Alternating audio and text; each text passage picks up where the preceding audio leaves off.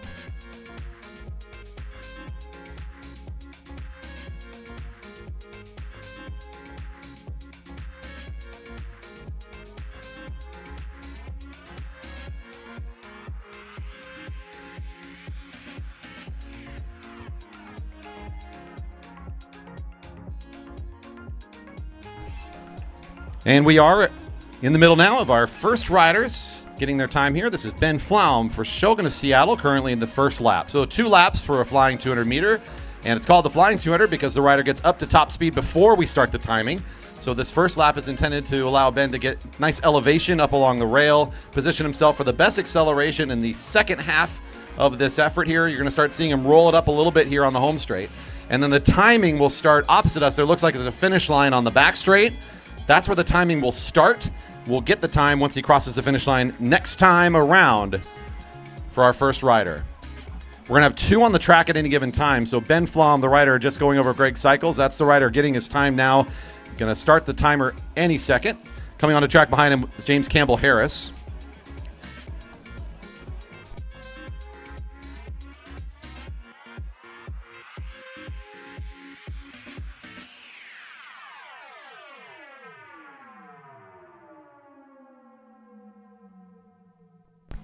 We'll get the time as soon as they come in. Looking quick for our first rider today, Ben Flom coming across there. On the track in lap 1, that's James Campbell-Harris, leading factory racing team. Looking for, I believe, I don't have my order necessarily. I will see them as they come out, though, and we'll talk about them. This is one of our local riders from the leading factory racing team who focuses big time on being a sprinter here at the track. He's had some great success in this past year and a half or so, really focusing on this event. And it shows up very regularly on Monday nights to put up really great competition week after week.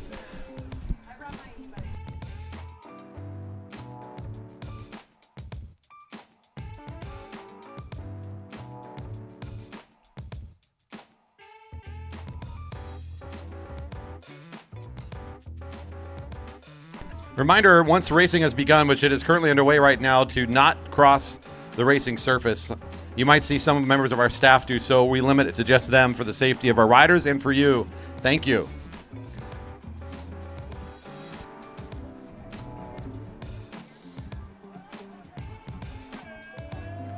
Campbell-Harris coming in for the time.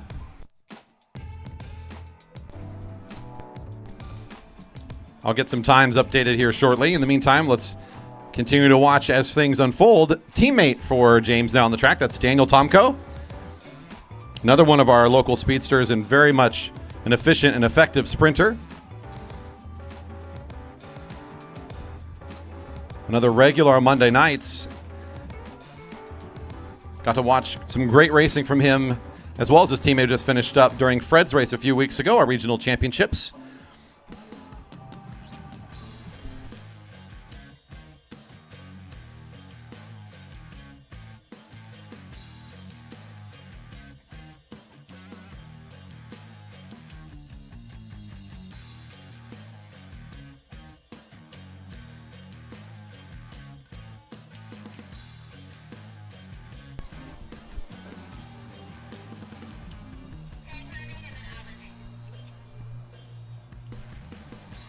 Tomko getting into his full effort down into the back straight now.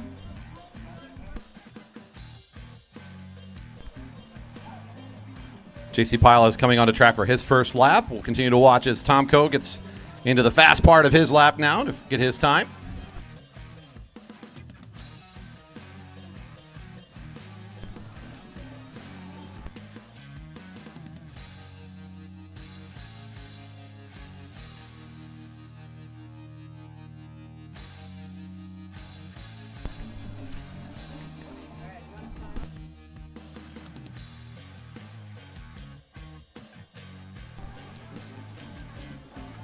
Currently in the first lap for JC Pyatt, wearing the national colors, a junior champion for his age group.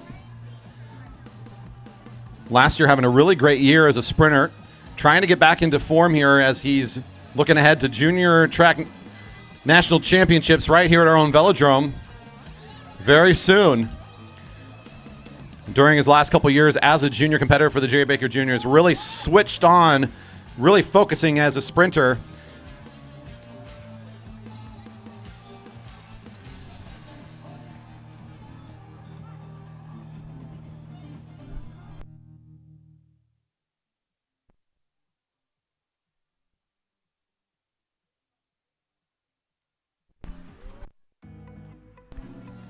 Looking good for our junior sprinter, JC Pyatt, there finishing up his effort. This rider in the black with a white helmet, it's Tim Luther. Seen him come up a few times. One of our Portland area families has made their way up to compete regularly. I see Hillary warming up on the infield. And throwing down some great laps here back at Fred's race as well. So got to watch some great racing from Tim. And apparently his 200-meter time is right up there with the best. So he's here tonight, seeing what he can do on tonight's qualifier.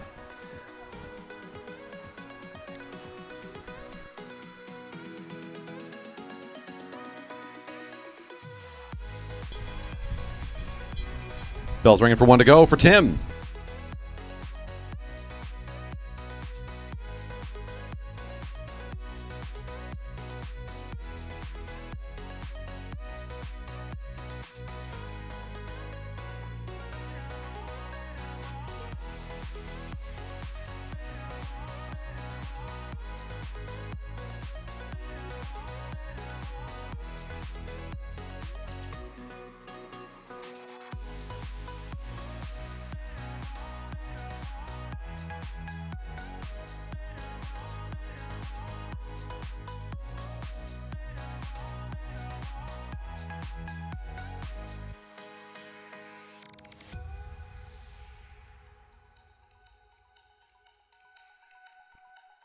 And now it's time for the Shark, Stephen McLaughlin.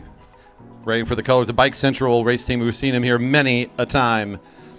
Veteran sprinter and multi-time champion.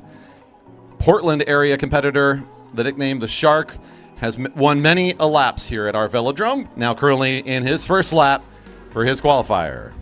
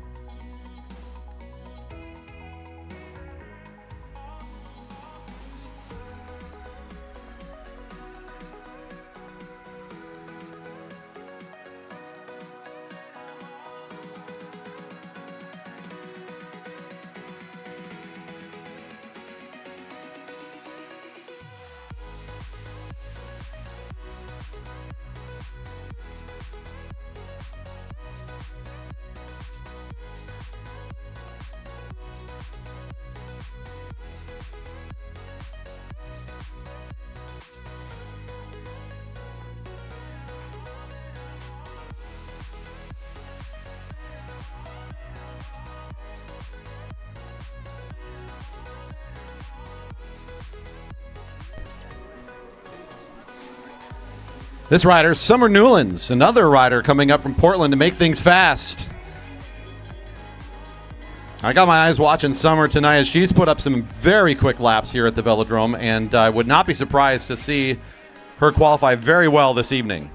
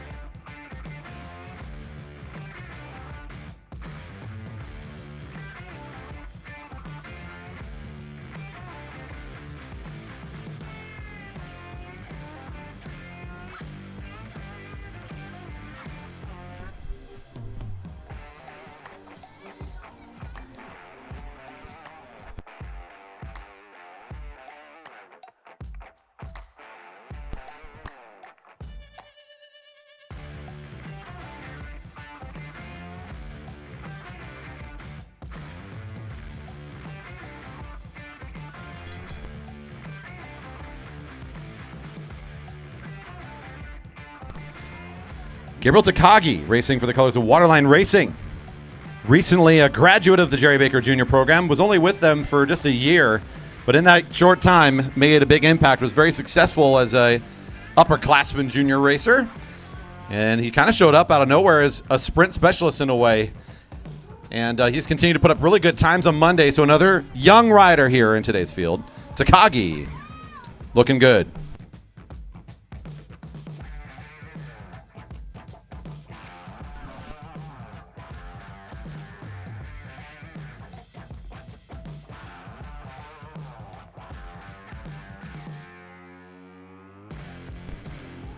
And I apologize, I haven't been able to get times out just yet. They are getting posted on the official side of things.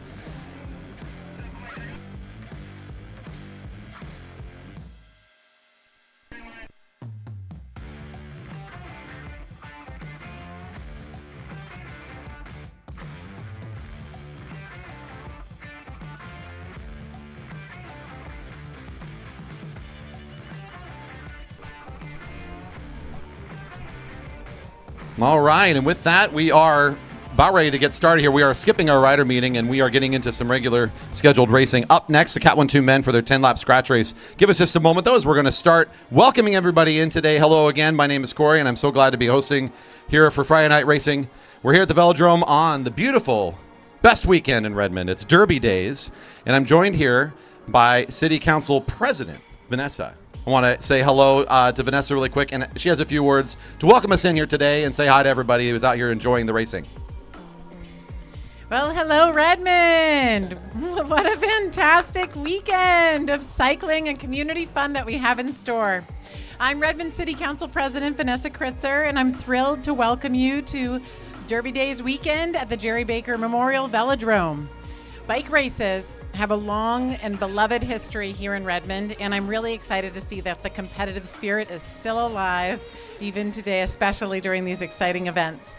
At 400 meters long, this velodrome track is the only one in Washington State and is one of the longest in the country.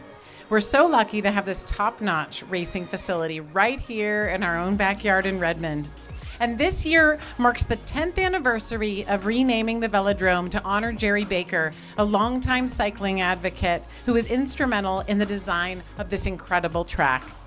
Let's all hear it for the cyclists and staff who make this event so fantastic. And don't forget to stop by City Hall and enjoy all the fun things that are happening this weekend, Derby Days events, and the carnival rides, as well as the Grand Parade tomorrow. The Grand Parade will be at 11 o'clock tomorrow. There'll be live music.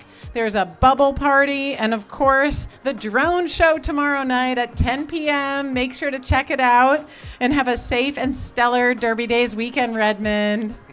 Thank you.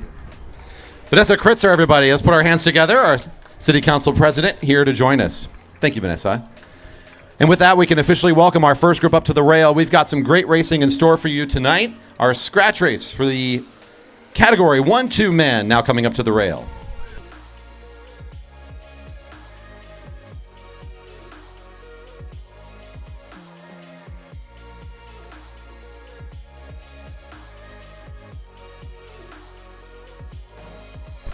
I have one preem during this race. Shout out to John K for some cash preem. I will ring the bell from up here letting you know when you're on the lap for that. Again, one preem.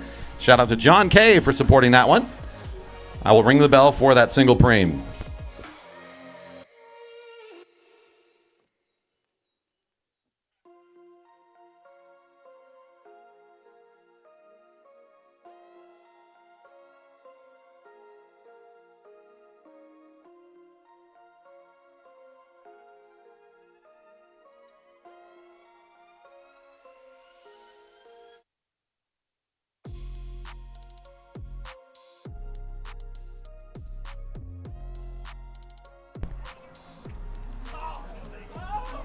Wow. 21 athletes line up at our rail tonight for our first race. It's a quick one, just 10 laps of scratch racing with what will be a very quick field tonight. They got one incentive lap out here, so one extra preem that we're throwing their way. Extra cash to win on the lap. Other than that, it's a race for the finish line. This is the most pure format we got out here. 10 laps on the lap cards. If you're on the home stretch here, you'll see the numbers there near the finish line count their way down. When it says 1 to go, the bell will be ringing, letting the riders and all of us know that the big finish is coming up. Great field here. We got a few visiting folks adding into the local speedsters. This is mostly going to be made up of our local athletes, though, that are regulars from this season that have been here with us since the preseason, making it quick. And racing's underway. 10 to go. Merrick Gallagher in the national colors right at the front. Still a junior competitor. Yes, that big frame, that big rider at the front, that is an 18-year-old competing this year for some big expectations as a time trial specialist and world-level talent last year. Went to Worlds as a junior and will be trying to do the same thing this year with his great times he's put up. He's already made some big splashes there. We'll watch him race tonight and see what he can do. Well, this is going to be a tough one for him, though, as he's got some really good competitors here tonight in this very short scratch race. It's not going to be pulling apart. You're going to see a lot of speed, a lot of rotation at the front. Riders are going to stay pretty close together. You're not going to see this thing pull apart most likely with such a short race. A little bit of hesitation already and a quick rest here above the blue line as Keegan Fairbanks will take an attempt off the front. You're talking about my teammate. Keegan says, I'm going to go for a couple quick laps here at 8 to go.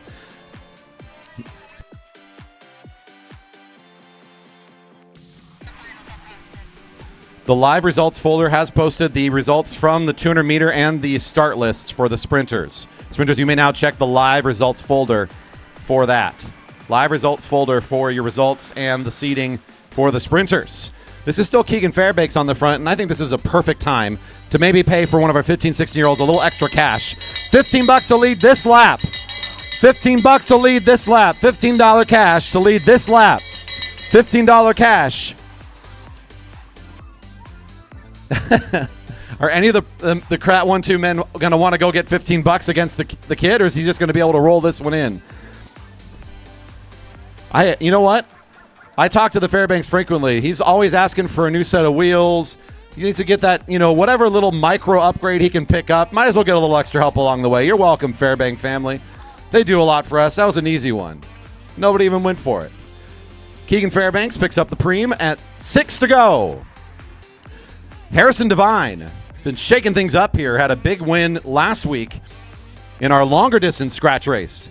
He's the rider on the front right now for Leading Factory Racing, and he's put in some incredible laps here at the Velodrome. Really great endurance rider, and has shown that he's also got some good sprinting out of the field, but really his ability to get away from the field is where he's dangerous. He's joined now by two younger riders right in front of him, the junior from Portland. It's Gavin Newman, 137 for Team Epic. A little off the front. Kind of lacking some of the workhorses he might need to really make this thing work.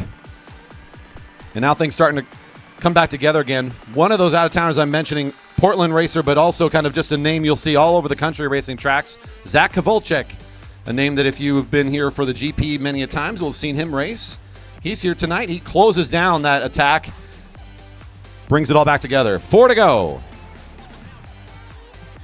Andy Lynch off the front. Coalition Cycling on his own. Field letting him roll it right now. We've got a tie in this field as well for the Rider of the Year jersey, which is not going to be settled in this race. The rider of the featured race tonight will be the Super Sprint, but it's between Andy Martin and Andy Baker, the Battle of the Andes, although it's Andrew Martin, but still. And they're both in this group tonight as well. 102 with the blue jersey quite up near the front is a great sprinter in these sort of group races where he needs to position himself and win at the front. Andy Baker is also out here tonight. He's wearing the Rider of the Year jersey, and he's about 5-6 wheels back. And yes, Andy Baker of the Jerry Baker family has been very active in the community these last couple years and been an excellent competitor in our Friday night race series. 2 to go. Andy Lynch off the front still. Merrick Gallagher starting to do some work here to bring Lynch a bit closer. Lynch has got a great motor. He's just been driving it out in front, kind of showing off his power, his consistency. But there's a lot of speedsters behind him, and I think he's going to get caught before this race is all said and done. With Andy Baker starting to drive the pace now, there's Martin right behind him. The two I mentioned as being in a battle for the Rider of the Year for this field. Kind of leading the effort. Lynch still off the front at 1 to go. Here comes the fast final lap. Robson has moved himself all the way up to the front for 10-Speed Hero. Right behind him is Harrison Devine. There's Andy Baker and Gallagher. The move coming from middle of the field, starting to see the acceleration. Now your leaders are going to start seeing the speedster of Kovalchuk. Always going to make it so fast. He launches this all the way from the middle of turn 1.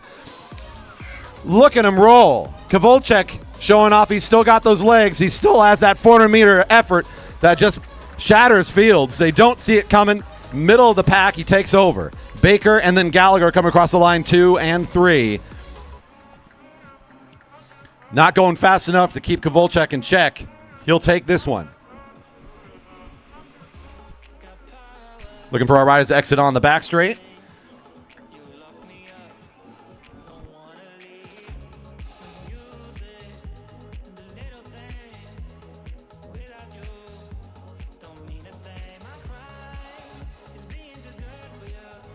Here comes your open women to the rail for their 10-lap scratch race.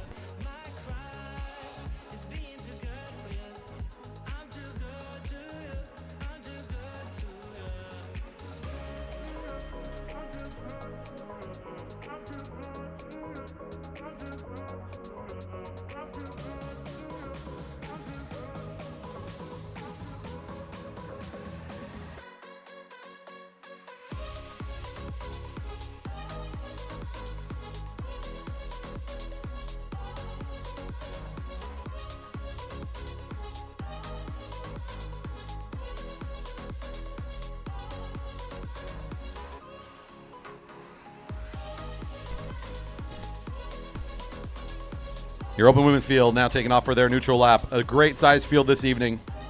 Great registration numbers all throughout this Friday night.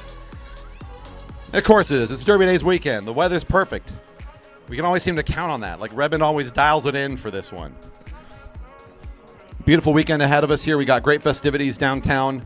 We have been so fortunate to continue to grow in our relationship with the city of Redmond. Always King County Parks, of course, right here supporting us as we're located right inside of them. But right up next to us, the beautiful city of Redmond has really been a huge partner for us the last couple of years. It's been fun to partner with them for Derby Days. A huge shout out to them, too. We've got full Camp Velo this year. Every single one of our Camp Velos is full. And it's because we said, hey, City of Redmond, can you handle the camp registration? And they said, yep. And the difference has been we got quite literally double the kids showing up to learn how to race a track bike this year. So cool to be seeing that happen. We're so happy for this partnership between our city, this great community, and this velodrome. Racing underway, 10 to go. We need our kids to not have arms over the railing, please. Thank you. I know you're looking for mid-race high fives, but that's just not going to work.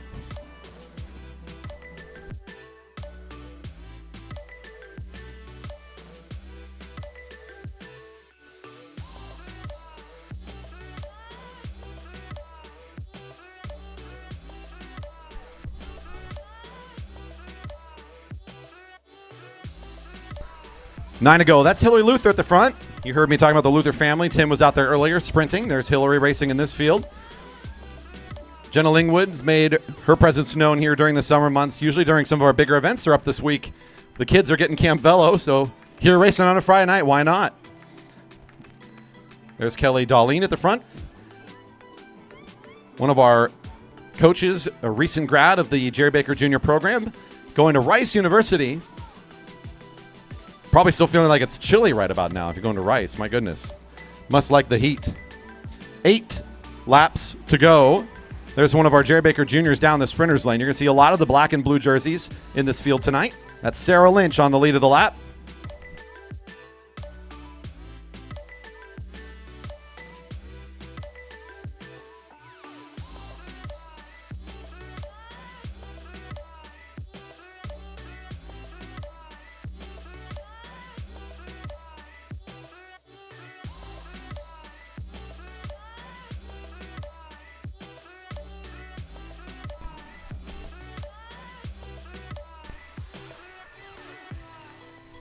Seven to go. Renna Fuller at the front there for a moment, looking more and more like her teammate Rue Tomko every day. I swear I have to double take them every single time, as Renna is a growing track cyclist, quite literally. A much bigger kid than I saw her a couple years ago, and looking very quick this year for her age. Another member of that Jerry Baker Jr. team. Look out, of course, in this field for Rue Tomko, number 3, also part of the Jerry Baker Juniors.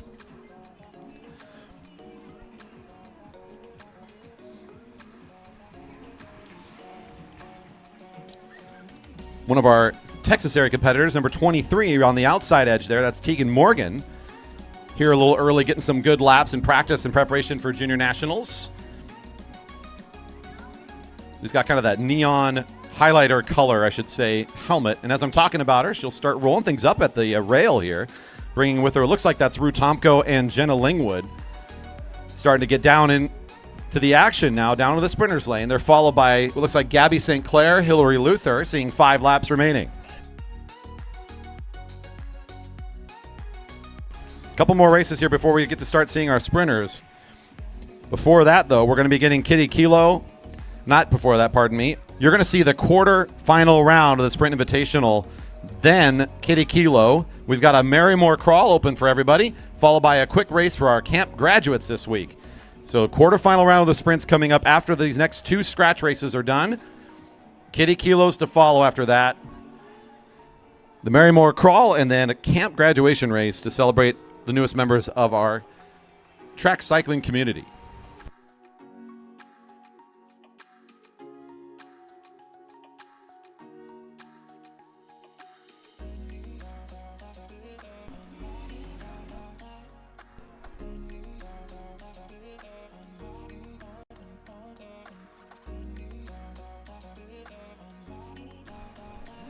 Getting down to the end of this one, they saw 4 to go. As they come onto the home straight, we'll see 3 laps remaining. Riding a little wide here, getting ready for the fast finish, with Hillary Luther now at the front down the sprinters lane, followed by Lingwood. Look out for number 8 in this bunch effort. She might look to get things rolling here any second. We'll pull up, though. Bring this field back together again.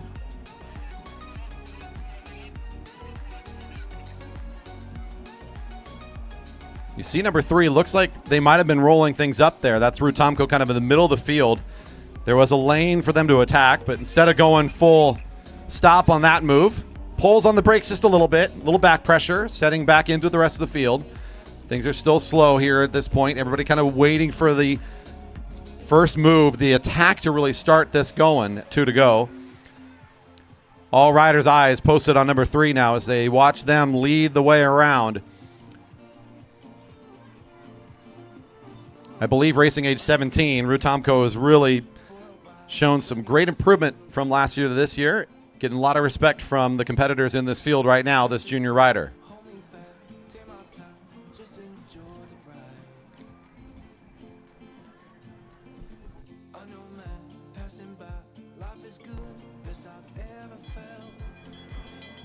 And here it goes, your open women getting the bell. Who's going to take over down that sprinter's lane? Sarah Lynch has got the lane first. Hillary Luther starting to work her way down there. Here comes Tomko now following the wheel of Luther. Lingwood in great position to fight this one out all the way down the back straight. Darlene trying to hold on the rider in blue, following the move of Lingwood, who's really accelerating big now. Lingwood making the jump out of turn 3. Here comes Tomko trying to hold on. The jump was a little too quick. Great acceleration from Lingwood. It's just enough. Tomko trying to catch up. And they do it. The junior got beat initially, but was not giving up the sprint. Lingwood getting on top of the bike very quickly. Lingwood doing a great job in acceleration, but now the long game goes to Rue. The junior finds another win here tonight in that fun finish for the scratch race.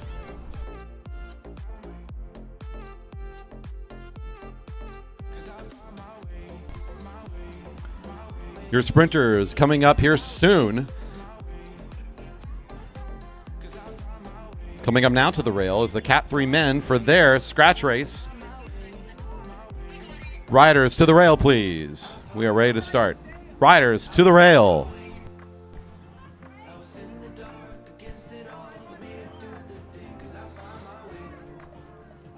Look at this Camp Velo turnout. My goodness. Shogun of Seattle, are we handing out stickers today? Oh, man. You're recruiting already. The Shogun is out. Getting the new recruits. I love it.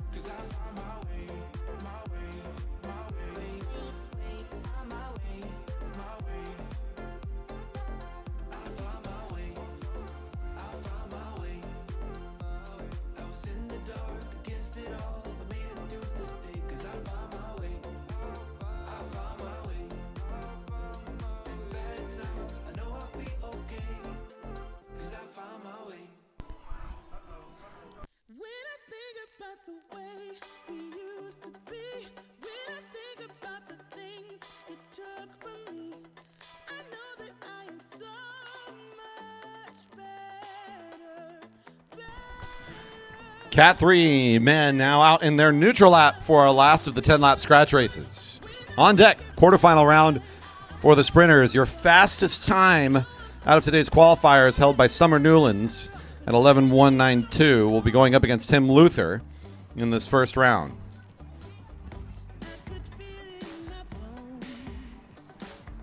It'll be Takagi and Flom, McLaughlin, and Tomko, Pyle, and Campbell Harris, I believe, will be the lineups we'll be seeing today. We're looking forward to that soon. There's the whistle. Racing's underway. Look over there in corner 4. That's Dennis Crane. Wave, Dennis. Say hi. There you go. Smile for the camera. Oh, wait. You're the one taking the pictures. dbcphoto.com. Dennis Crane has been here taking photos from every angle all throughout the season. He posts it on his website.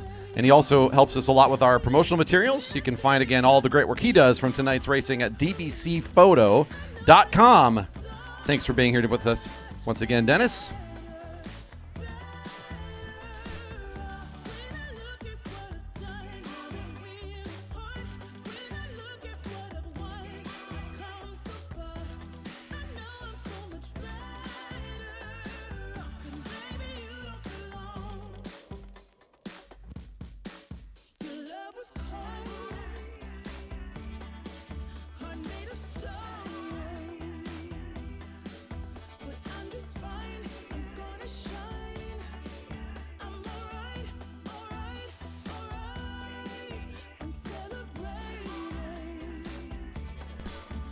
Apologize for the online views. It looks like our main camera is experiencing a little bit of trouble maintaining its signal right now. We might have a cable issue. We're working on it. We'll continue to do our best with what we can at the moment. 8 to go for the Cat 3s. This field also bolstered tonight by a couple of out-of-towners. Most notably, I see a couple riders from Team Epic here this evening. Our junior development team out of Portland. James doing the good work down there of building a team from scratch with his son and a friend, and then piece by piece they've been building that together. This has become their home track where they can really get the experience they need. Yes, they can train all they want down in Portland, but they make their way up here to race on our velodrome, as it's the one left up here in this corner of the country. It's good to see these kids. The team's gotten bigger each and every year, and we've got at least one rider from the team currently in that 1-2 field as well. You saw Gavin Newman earlier tonight. Some good acceleration here behind the wheels. It looks like we've got some Shogun of Seattle leading here at a couple laps into the race.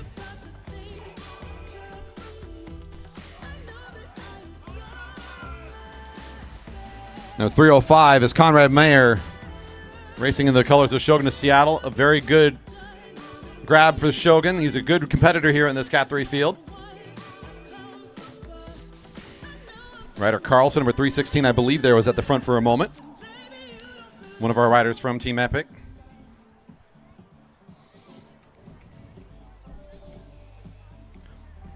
Five to go, halfway through the scratch race.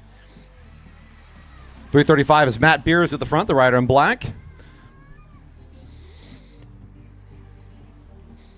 It's a big day about community. It's Derby Days weekend. We like to talk a lot about our beautiful city and about the community we're in. We, of course, have a Kiddie Kilo. We're a highly educational facility. If you don't know much about track racing, we are one of the best places to learn it thanks to the gentle banks in these corners. It does make it a more safe experience, especially if you're having trouble getting up to speed. So for anybody who just wants to come out and try it, this is a fantastic place to learn how to race, as evidenced by this very full Camp Velo group we're going to be seeing later on during their wheel race.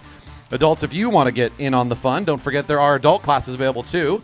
They're 4 hours long on the weekend, and you'll learn all the basics about fixed gear bikes. You're going to learn about the lines on the track, about how to maneuver safely. We cover things like pace lining, a little bit about just general safety and moving around the track in a great way. And by the time you're done with it, you're invited to start competing on a Monday night during our Monday night racing series. So if you want to learn more about that, head to our website, velodrome.org. Under the education area, you'll find stuff about our adult classes, and you can get signed up right there on the website for any remaining class spots we have.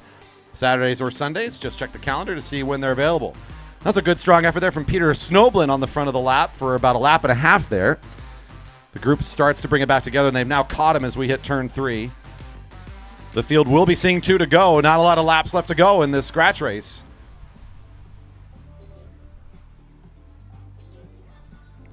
2 to go. Mike Westover, Taco Time Northwest Race Team. Up at the front, there's number 308, William Huang for the Jerry Baker Juniors. He's been putting up some very good speed lately and improving on his sprint efforts, so we'll see where William can place in this quick Cat 3 group.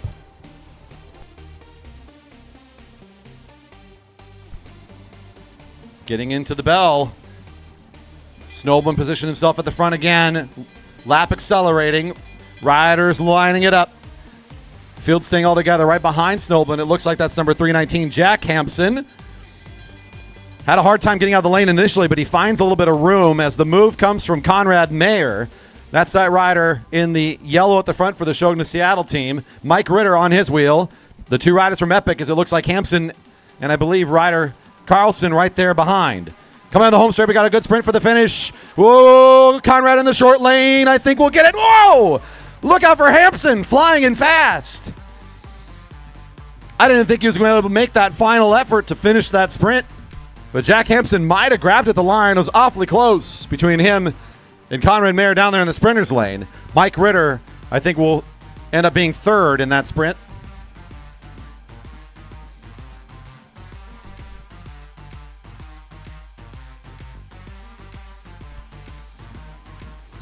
First matchup for our quarterfinal round for the sprinters now coming up to the rail for their start. This is Tim Luther lined up in lane 1 in the front position, it looks like. Summer Newland's right behind. Quarterfinal round. This is always going to be a best of 1 for tonight's invitational. So 1 chance to race head-to-head for these competitors tonight. And with this, I think we're asking Kiddie Kilo to staging. Kiddie Kilo to staging. So Kiddie Kilo riders, your staging is behind the beer garden, not in it, behind the beer garden. Kiddie Kilo riders to staging. Corey, can I have a little volume? So once again, there we go. Kiddie Kilo to staging behind the beer garden by age groups. Camp Velo, you are going to chill right now. Camp Velo is chilling for right now. You're meeting in a second. But Camp Velo, if you can be in the stands cheering people on, that's great. Kiddie Kilos to staging. Corey, talk about the sprints. Currently in the beginning of this first lap, Tim Luther in the lead position with Summer Newlands right behind. Luther is rolling it up pretty quick here in the first 200 meters. Based on the qualifiers, this is going to be the hardest matchup of the night, as Luther's time compared to Newlands, it's going to be a tough battle. He's trying it a little bit quicker. He's in control still down the sprinter's lane. Summer now appears to be glued onto the rear wheel. Luther looks over the shoulder and catches the move there from Newlands, who uses a little bit of height to reaccelerate and then launch the attack down the back straight. And I think that's about what that race is going to be, is that'll shut things down pretty quickly. When you got a time difference like that, it can be awfully tough. In Summer, in really great form this year, puts out a nice quick sprint. We'll continue on the way towards the semifinal round. Riders in this Sprint Invitational, we're going to race a 5 through 8. If they do not make it through the quarterfinal round, so they'll race again in a 4-up race. Everybody else, you got to keep winning if you want to win the whole thing. So you got one and dones here for these riders. This is Gabriel Takagi in the blue, coming up against, from Shogni, Seattle, Ben Flom right behind him.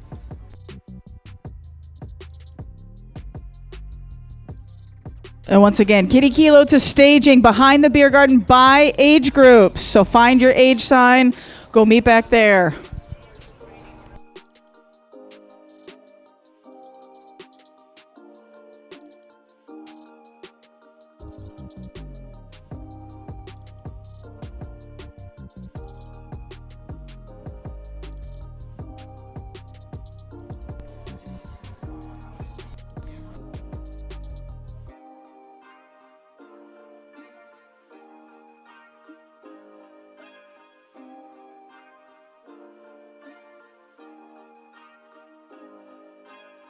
And these riders need to go at walking pace. And Gabriel should know that I walk kind of fast.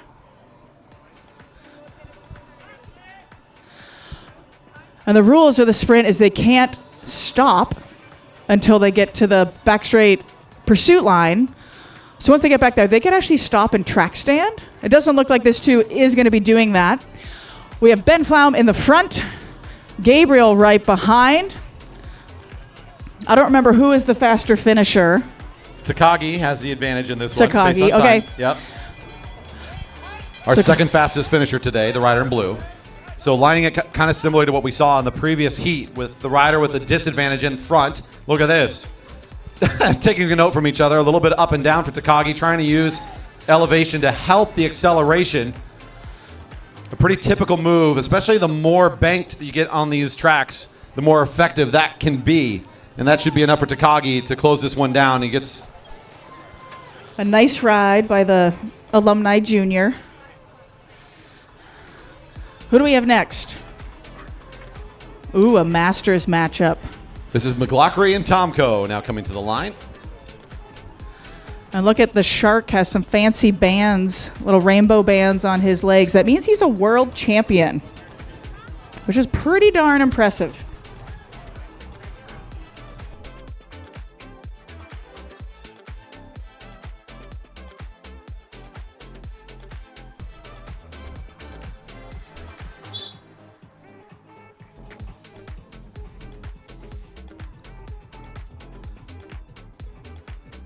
A great matchup indeed here in this quarterfinal round. A tough draw for Daniel Tomko up against, as mentioned, world champ many-time speedster here at our own velodrome, Stephen McLaughlin, the rider in black with the checkerboard pattern.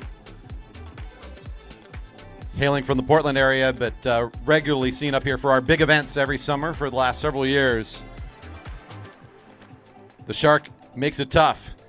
He's going to lead the lap right now pretty slow, and Tomko will match him at this slower tempo. He has to stay in the front at a walking tempo, as he did draw position 1. So generally speaking, unless Tomko takes over at the front, McLaughlin is committed to stay in this position at least through the pursuit line, which is the middle of the back straight. You can see a little red line he's about to pass. And Amaro was mentioning it a moment ago, once they pass that, if they want to, they could come to a standstill, which they're flirting with the idea right now of playing a little bit on the pedals. In fact, as soon as they pass that line, McLaughlin starts to pull up a little bit again, and Tomko's going to start rolling it. I would not be surprised to see a little bit of early speed out of Tomko. He may not want to wait for this thing to get down to the final 200, 300 meters. Bell's ringing. Tomko in the front now, under the blue line. He's dipping towards the sprinter's lane, leaving it open still. A little bit of elevation. May want to try to use the hill here into turn 1. Both riders move high. McLaughlin still holding on to the move. He's got the position and back to make the first jump. He'll start to take over, not fully engaged. That's about an 85-90% move still. He's still not even close to top speed. Now we're going to get the acceleration going. As we cross that 200-meter line, McLaughlin able to get up to speed pretty quickly. Tomko's trying to climb back into it. He's in this slipstream. He's not out of the race yet. McLaughlin trying to control it from the front, and nicely done. Ooh, this is going to be a good matchup. Now, this is technically the closest matchup, correct, Corey? By times in the qualifiers, this is the closest it'll get. Ooh. Who had the faster time today? By less than 1/10 of a second, it was J.C. Pyle. The rider in second position, our junior, James Campbell Harris, again, less than 1/10 of a second slower than the junior, lines up in position 1.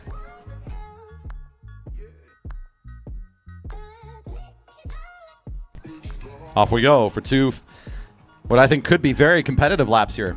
Certainly no strangers to each other. JC has put in several Monday night efforts around here, competing in our sprint tournament, our sprint format on Monday nights.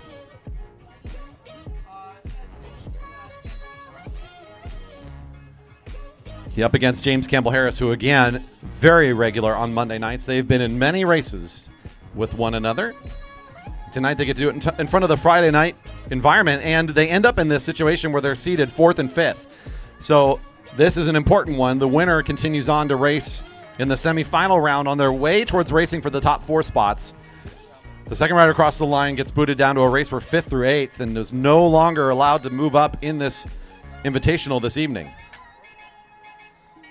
Following this, we do have the Kiddie Kilo. Those riders are getting ready because we're about to bring the kids out. Kiddie Kilo coming up after this race. 1 to go. There's your bell. Campbell Harris still at the front. He's looking over his shoulder. He lost JC for a moment. Pyle's moved well underneath him. They're near side by side now. Pyle rolling it up from the sprinter's lane. He'll move out. Both riders will take the hill again, a little bit like we saw in our last heat. And similar to last heat, we're still kind of rolling as we come down to the back straight. And now here goes the move from Pyle. He's from the front, just trying to hold on. Campbell Harris has similar speed, but he has to get into that slipstream. He could challenge. Here we go. JC from the front's got to use that power from the front position to win. There we go. Put your hands together. It's going to be close. Oh, the kid's got just enough by about a half a bike there. Ooh. All right, pause. Calling my Jerry Baker Juniors. I need you down to help with the Kiddie Kilo. Jerry Baker Juniors. Thank you. Come on over to help with the Kiddie Kilo. All right, you guys are going to follow me. Do not run me over yet. All right, we're going to stop here. There is a start line painted right here on the track. Starts means you need to stop. So go ahead and stop here. We'll start you all together. You can start there, but eventually you need to make your way down to the flat section. Gavin, can you move the bell, please? Gavin, can you move the bell, please? Yeah, come down here on the bottom. So it's going to be a big old funnel. So be safe up there and be safe down here. We got a few more coming down. Kiddie Kilo staging is behind the beer garden. So if you're just showing up, find your appropriate age group. All right, let's get people on bikes. This is our first group. Are we on our bike? Go and get on your bike there. Like I said, I want to see you down on the flat part of the warm-up circle. This group, are you ready to do your super fast lap? Yeah! All right, I got to get way out of the way. Here we go. Ready, set, go! Don't run into the wall of juniors. You need to get down safely. Careful, careful, careful, careful, careful. Whew. Look, that was amazing. Whew. All right, they got one super fast lap.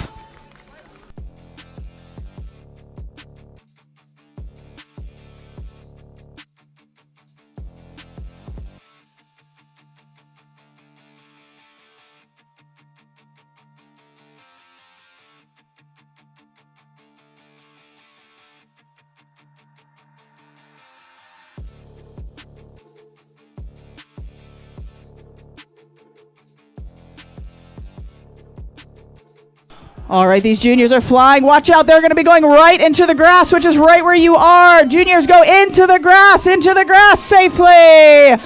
Into the grass, you guys. Yep, get in there. You can chill and take some pictures with our fancy backdrop today. So go over to the podiums once you finish. Go ahead to the podium once you finish, please. Nice work. Let's put our hand together. These guys are flying. There we go. Once you finish, head to the podium. Get your shots. That's a fast scooter. Oh, it's Liam. That's not a junior. All right, keep it going. Go over to the podium. Yeah, you all get to the podium. Stand up there.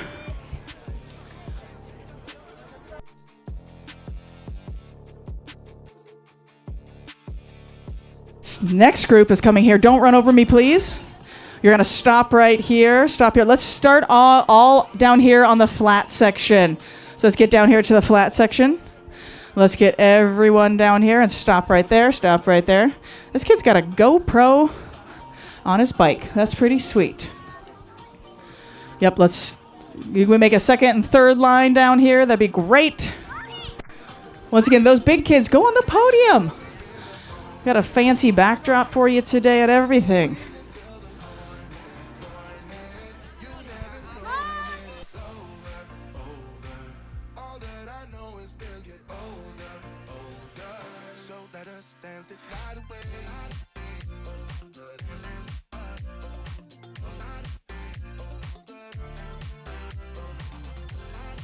Where are you going? Whoa, whoa, whoa. Where are you going?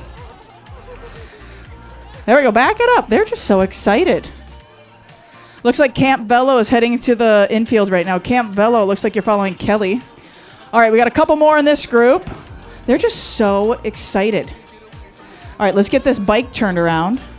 We're starting with the head start. Okay, so we have another super fast lap. Is this second group ready? Yeah, you are. Here we go. Ready, set, go! Everyone down to the flat part safely, please. Everyone down there to the flat part safely. Don't run into my juniors. I think we're going to see how many juniors can get on the podium. Can we get all 100 on the podium? I think that would be a challenge. All right, this group's doing fast. I'm trying to stay down on the flat section. There we go. Pedal, pedal, pedal, pedal. Try to stay down on the flat section.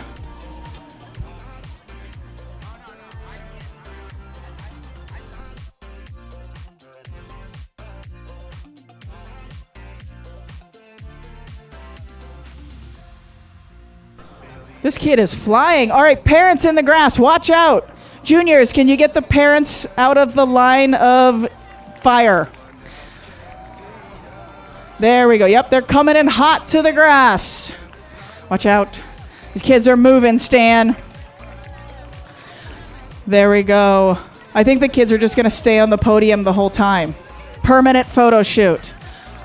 All right, finish. Head into the grass, and then you can hang out on the podium. Head into the grass. Don't run into people. Oh, we got a huge group over in corner 3. Oh, I see two people took the warm-up circle. That's a bold move. All right, so head on in, go to the podiums once you finish. Please do not ride extra laps. So stay in the enclosure, please. Stay in the enclosure. Go get a picture on the podium for me. Woo! Yep. Parents, please watch out. There's a lot of kids. Woo!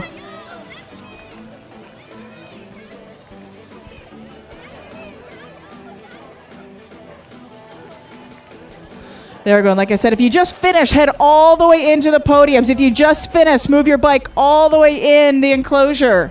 Don't stop at the end. Go all the way in. Ooh, we got a runner too. This is a 400-meter track, just like your high school track. It's a long lap.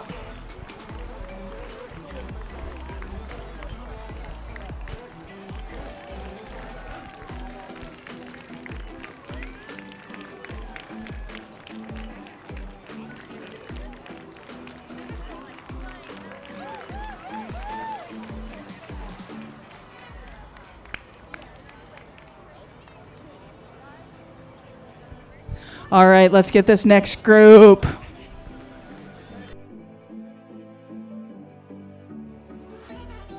All right, I'm going to have to stop this next group right here at the start line, so you got to pause for me. And I'll give you an official start. Oh my goodness, that barbecue smells amazing. And I haven't eaten yet. Maybe someone will hear this and buy me something. All right, let's stage right here. Yep, you're stopping. You can start right there. Get this whole next big group. Parents, though, please keep them in the enclosure. They only get one lap. You only get one lap. Parents, you get one lap. Kids, you get one lap. Please stay in the enclosure.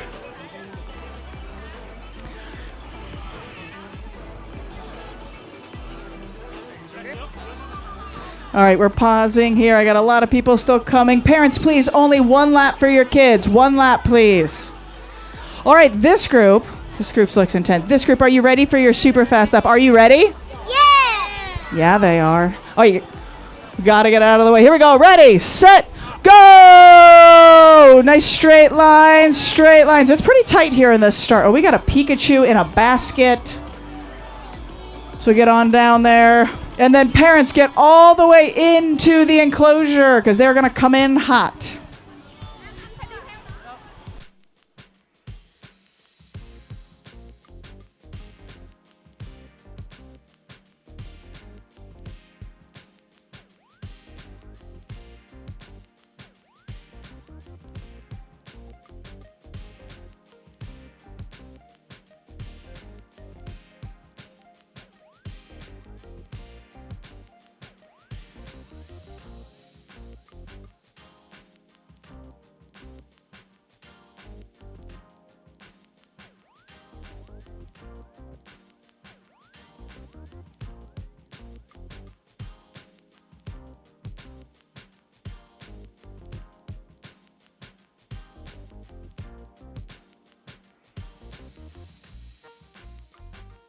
All right, watch out here on the home stretch. We have people still going. Heads up, heads up, heads up.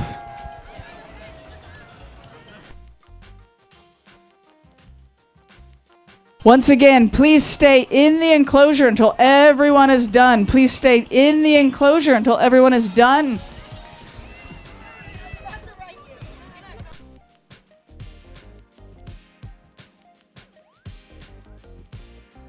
All right, we got more people. Let's clear.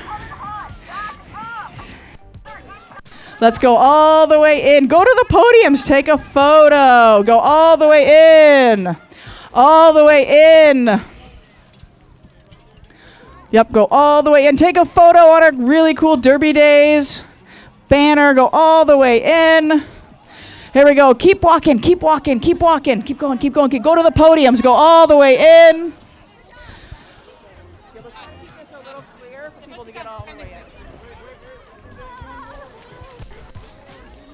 We got a lot of runners this time.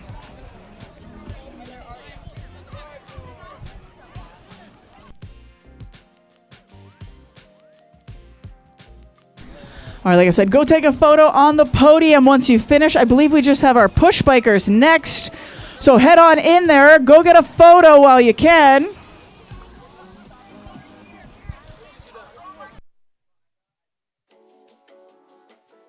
Yeah, go get a nice photo on the podium.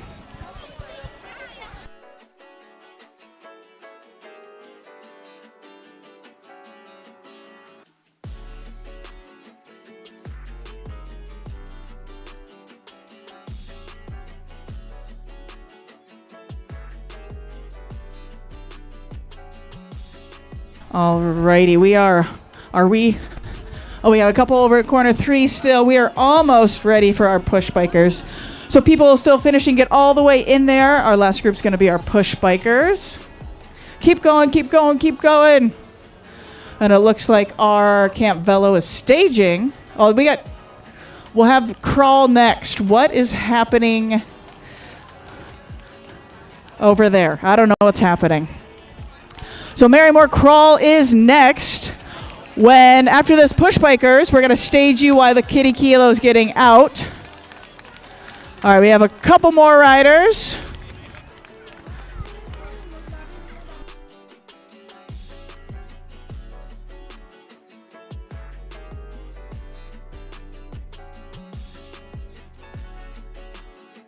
It is a long lap.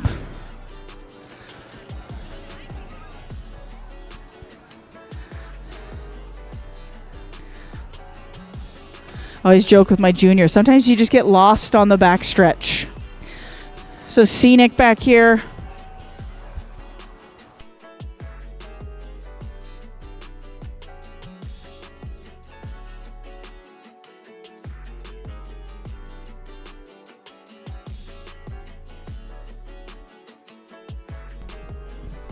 All right, we're continuing to sort out some problems here with our camera. We're almost All right, we done got with push that. breakers up here. Is But, this line? Amara's doing a good job running the show here. We've got one more thing for the Kiddie All Kilo. right, either push or walk down. You're going to stop here. I have my wall of friendly staff. You scared? All right, we're going to stop here. I'll give you a ready, set, go. You are going just to the finish line, the big flag. You are going just to the finish line. So you're going to wait until I say go, but not yet.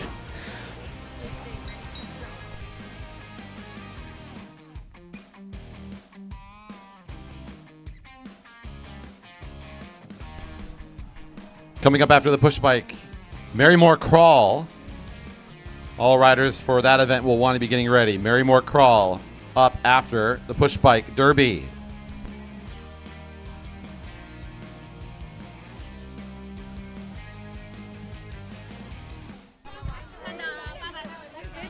All right, we got a couple more here. Once again, this group is going just to the flag, just the straightaway. It's going to be awesome. All right, because this group is having a lot of emotions. Spectators, are you ready for Push Bike Derby? Okay, here we go. Ready, set, go!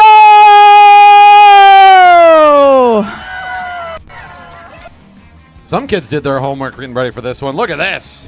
Woohoo! Push bike champions up here.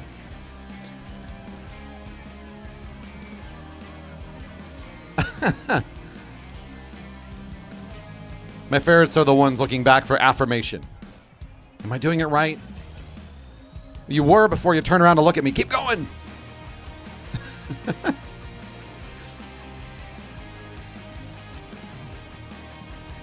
All right, once we get the majority of these guys through, then we'll have a mass exodus of Kiddie Kilo riders. And we have stickers for everybody. All right, we got our last push biker.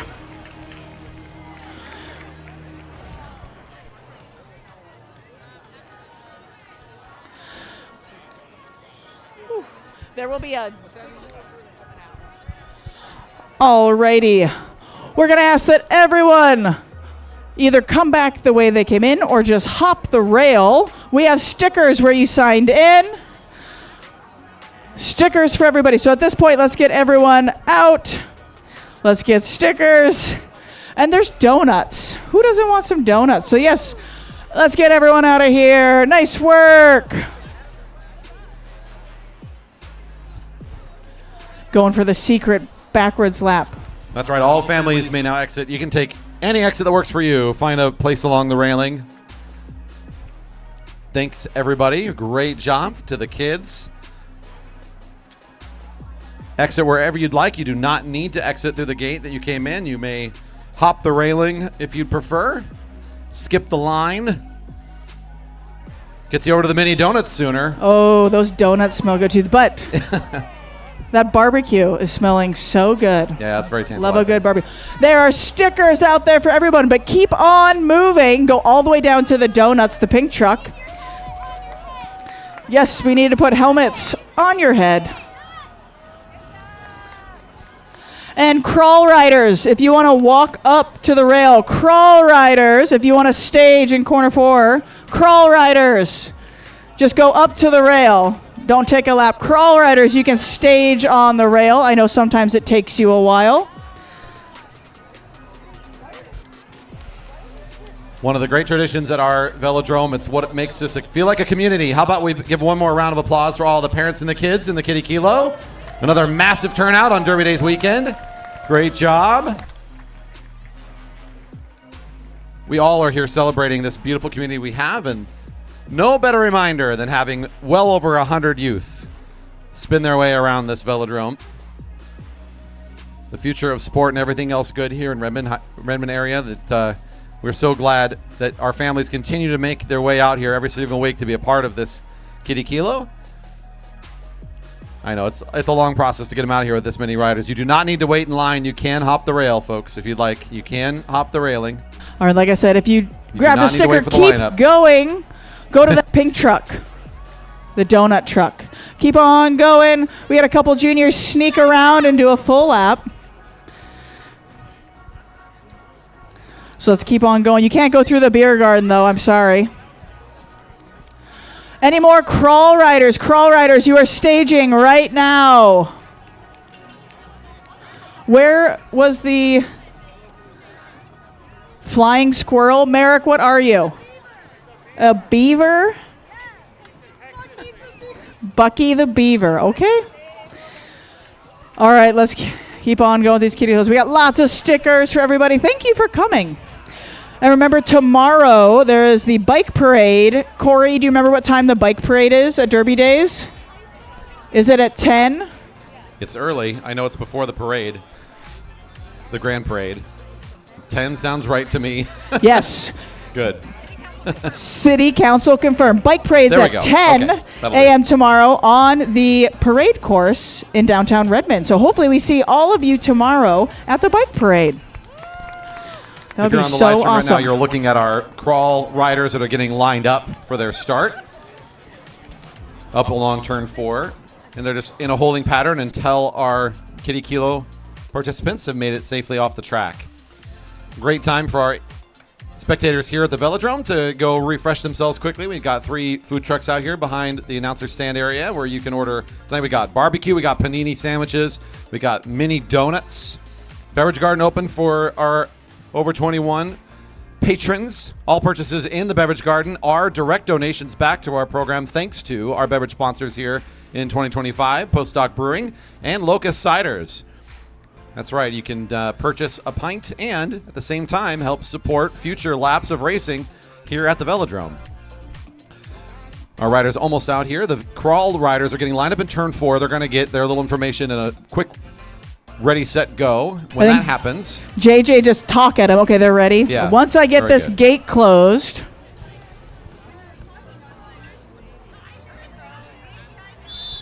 Or before I get the gate closed.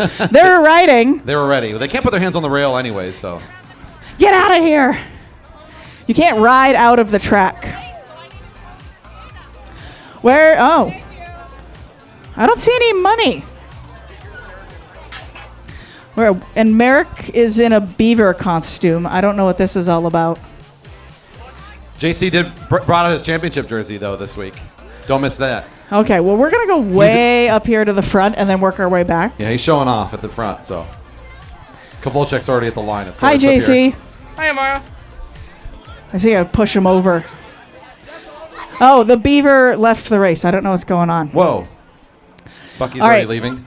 I have Zach up here. Zach, how you doing? Oh, I'm doing great. Thank you for coming up. And you're here next week for the Marymore GP, correct? I will be here, yes. That'll be fantastic. Our elite men fields are at 39 right now. I'm still looking for a Madison partner. Oh, you hear that? Whoa. Zach looking for a Madison partner. But Free advertising. haven't lost a GP Madison since 2011. That is Yeah. an achievement. On a bit of a streak. Where am I putting this? But do you have a resume you could share, Zach? Oh, JC just trying to run over Danny. All right. Okay, Couple more exits. Oh, the champion is left. I know. Oh. I don't. Was it for Gabriel money? looks. Yes, it was for It was for $20. $20, yeah. Oh, Harrison, what do you have in your mouth? A donut. That's a bold move. Can I make a special shout out? Sure.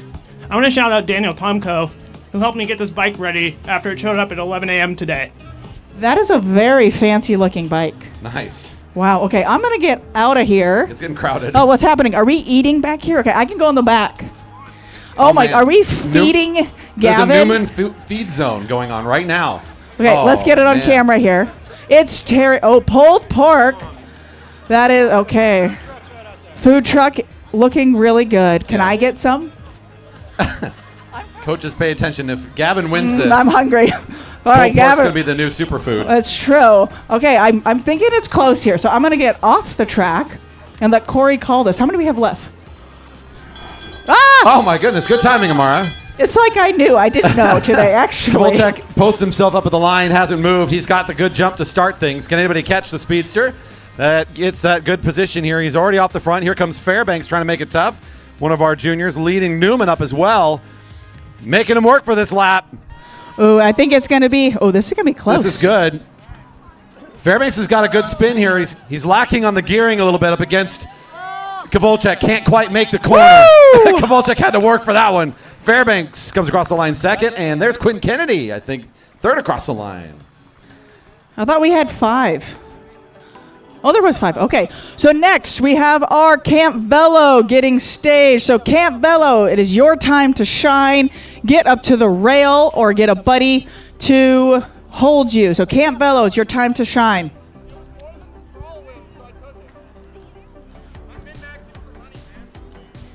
This is the largest race of this format I have seen. The biggest Camp Velo graduation. And again, I want to just point out that we are partnering with the city of Redmond to help with our registration this year, and that is a direct result of that partnership. So for all our Velodrome fans and everybody who loves seeing cyclists growing up right here in Redmond, this is a great sign. The remainder of our camps are filled up. We are at capacity. We're at 15 or more kids for each of our camps. And tonight we've got 14 riders out here for tonight's wheel race, and that is a big achievement for us this year. So again, thank you to Redmond for helping us host the online registration and getting the word out. And thanks to all the families that are here to participate in tonight's wheel race and celebrate the week of wonderful learning and track racing that these kids did.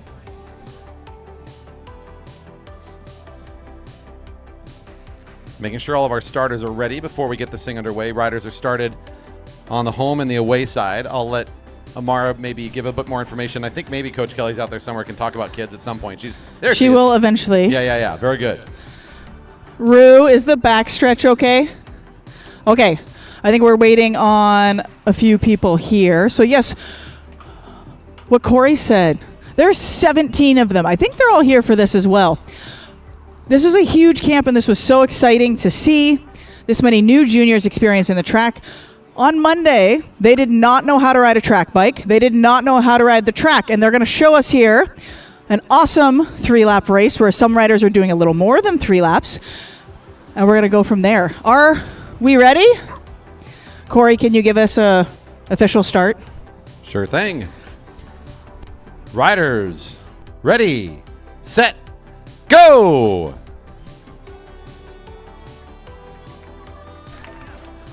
All right, and they are racing. I'll give the mic to Kelly here. Maybe she can tell some names. I don't know them. They're racing 3 laps. Yeah, we've got a huge camp today, 17 kids coming out. Not all of them were able to make it, so I think we've got 14 competing right now. Caden was leading them out, I think just now getting caught by Willow. Gabriel and can't quite see, Oliver might be hot on their tail. Gautam's up in there. Callum, David, Cadence. We've also got Tanvir, Arshan, Rafe, Sam, Tegan, and Sebastian working hard from that back straight to close up that huge gap. Let's cheer them on as they come around, getting 2 to go. Coach Kelly, if you're, you might have a teaching career in your future with what good you're doing with names. You might. Oh, do you have a list? She was reading off the list. Okay, well, you still impress me nonetheless. So she does have a memorized. So She does. this is our bigger kid group back here. They had a half-lap kind of handicap, and so they're trying to close this gap between our younger riders. Our youngest rider in there was 8, and our oldest rider this camp was 13. So it's a decent age gap. But they're all doing great. When they come around, this lead group is going to be getting the bell, so we need to cheer them on. Newton's going to need some help as those older kids in the catch. They've got a ways to go. Let's All go. right, Put your here's hands our younger together. group. Give them some noise. They got 1 to go, 1 to go, 1 to go. Our biggest Camp Velo graduation race, 1 to go. Okay, here comes the group that had Nice the work. little disadvantage. They're moving, though. Oh, look at the catch here. Yeah, they're getting close. Nice work. Standing up. Like I said, on Monday, they did not know how to ride a track bike. So this is amazing. I think there's one in there that had some previous experience. Maybe. There's a few. There's a few that have taken camp before. There are a few that try the track before. They just keep coming back because But it's there so are much many fun. that this is their first time, and the achievement to be able to come out here and race like this and the fun they're having. And this is just a great product of all Here the we great come. work of Here's our our staff finish. and these families. This is going to be a sprint here. Straight lines, everybody. Woo! Nicely done. There we go. Oh, he passed, I think, nearly everybody. Oh, look at the sprint up here. Look at those legs spin. Nice work. Great finish. The older kids, that was a tough gap to close. Good job. Some of them almost got there. Everybody racing so All well. right, here they're going today. to Riders, do make sure you exit on the backstretch, On the please. backstretch. Are we waiting to get them out, Kelly? Okay, so we're going to get the kids to come around and try to get them out of the track before this next super sprint. Corey, can you explain what a super sprint is? Sure. Today we're going to be doing a race we haven't done a whole lot of. As the kids get out of here, we'll talk a little bit about the super sprint. This is an elimination style race. So if you've been around here for a missing out or an elimination, it's going to have that sort of recipe for fun. The first several laps, the last ride across the line is going to get pulled out from the group. However, unlike our normal missing outs where we eliminate down to very few, or our normal elimination where we go all the way down to the end, this time we're going to go down to 8 riders. And at that point, it becomes a 5-lap scratch race. So essentially, the field gets kind of brought down to just your top 8, whoever can survive to top 8, and then it's a 5-lap scratch.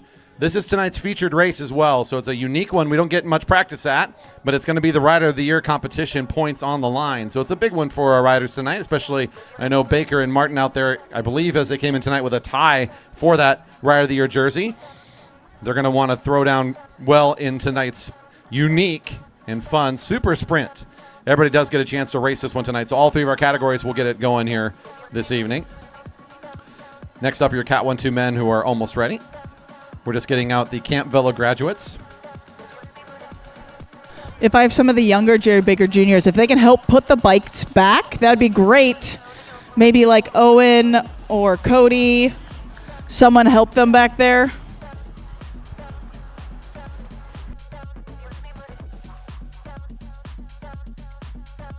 All right, we got one more coming up here.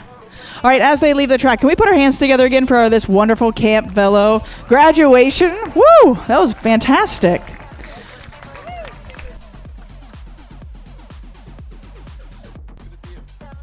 Riders to the rail, Cat 1-2 men.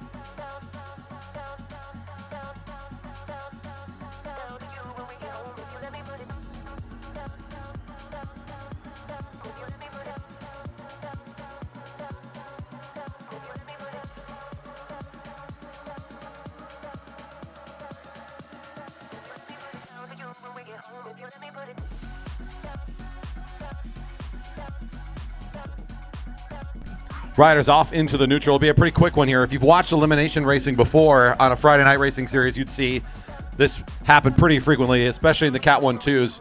They get into this neutral lap, and they're already starting to fight over position because they know right away if they're at the back, they've got to fight a little harder to make sure they stay in this race. Eliminations will be getting started here soon.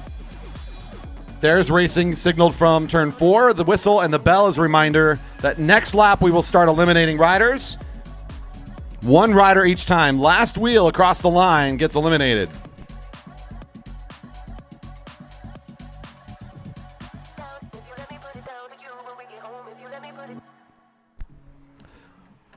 A lot of the action is going to be in the back half of the field. Your watch right now looks like we got the blue of, maybe is that Mike Robson in a really tough spot, if I'm not mistaken. Trying to get up a little bit closer to this field and may just not get there in time. 126 is Robson. Now you see the pink of Dyna Racing. That's Scott Grinsel, I believe, in position now at the very back. And again, that's where most of the interest is going to be. Look at the Rider of the Year jersey, Andy Baker, parked at the very front of the field. You're going to see a bit of a wedge formation, kind of like these guys are in a migratory pattern almost. And they're just going to sit behind Baker for a little while, but the movement's really going to happen behind them at the back of this big field. Ooh, already shaking his head as 199. That's Serge Malikian is found at the back that time. As a reminder, we are working our way down to 8 riders. So the goal here is to survive to be a top 8. At that point, it's a sprint over 5 laps. I don't know if that's really a super sprint. I guess that's like 2.5 sprints distance-wise, but with 8 riders in the group.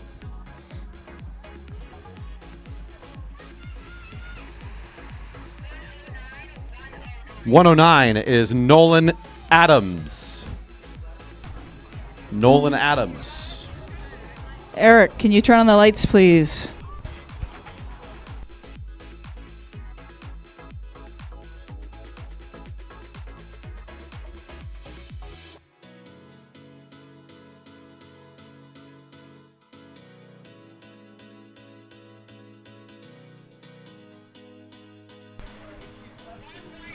.118 is Grinsel. Scott Grinsel.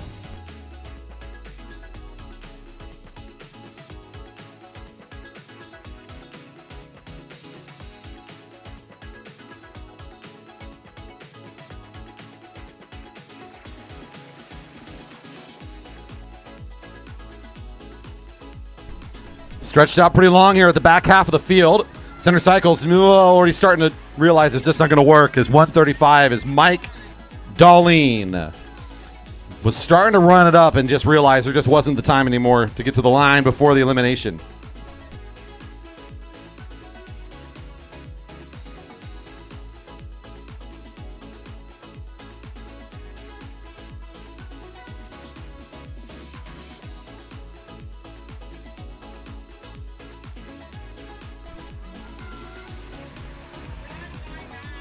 .119, Chip Chazé.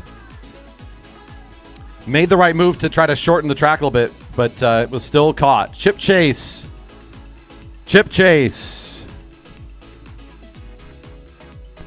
This will be a no pole lap.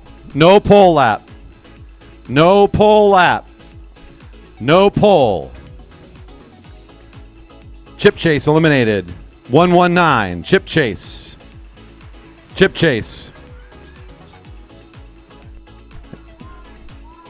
And 146 going on the infield there. That's for what sounds to be a flat tire. So a mechanical issue there for Kovalchuk, who comes out of the race.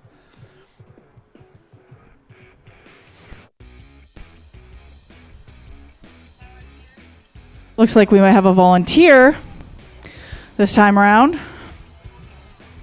One rider off the back. One rider off the back. Everyone in the field is safe. One rider off the back. That's Haldy of the Single Malt Velo team.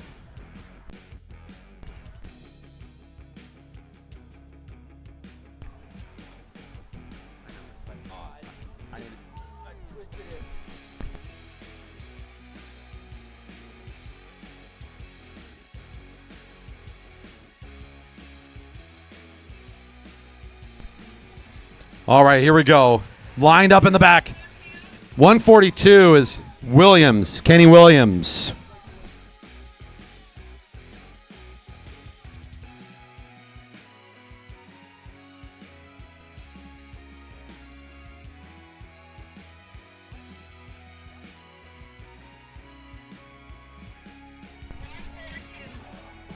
Do I need to turn on my microphone? I feel like I'm not being heard. Do we have the...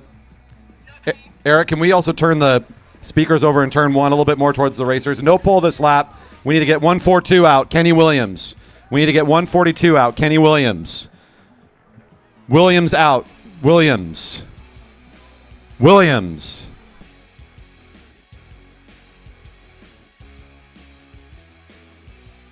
Elimination this lap. Here we go. Back to it. This has been a tough one.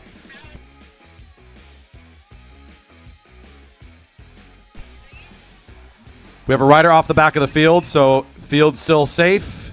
Siegel has to cross the line to be eliminated. Keep going, Alex.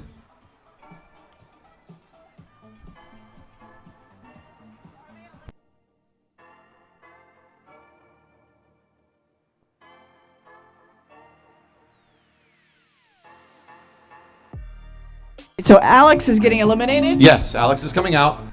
Now he's eliminated. Here comes your next elimination from the field. 132, Quinn Kennedy. 132, Quinn Kennedy. Yeah, maybe we just need to point the speakers more towards the racers because right now they're kind of facing towards spectators. Out in turns 4 and 1. Almost down to our top 8 here. Couple more riders to eliminate. 10 in the group. 2 more eliminations to go.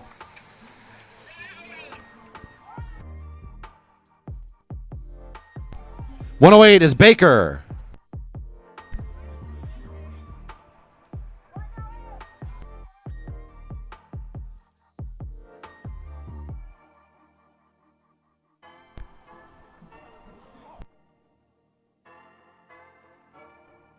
We got one rider off the back. This will be our last elimination, but one rider off the back. It will be Danielson getting elimination. Rider saying 5 to go. 5 to go. 5 to go. Danielson will be coming out of the race here. Making it into the top 10 today here for our super sprint. Down to the final 8. It's Andy Lynch at the front of the group. Harrison Devine right behind him. There's Merrick Gallagher in the Stars and Stripes. Chris Wilson in the green behind him. Keegan Fairbanks, also in the Stars and Stripes, racing for the Jerry Baker Juniors. We've got Gavin Newman from Team Epic in here. Andrew Martin for 10-Speed Hero. And it looks like it's going to be Matty Hers rounding out our group number 121 at the back of the lineup there for a second. Seeing 4 to go.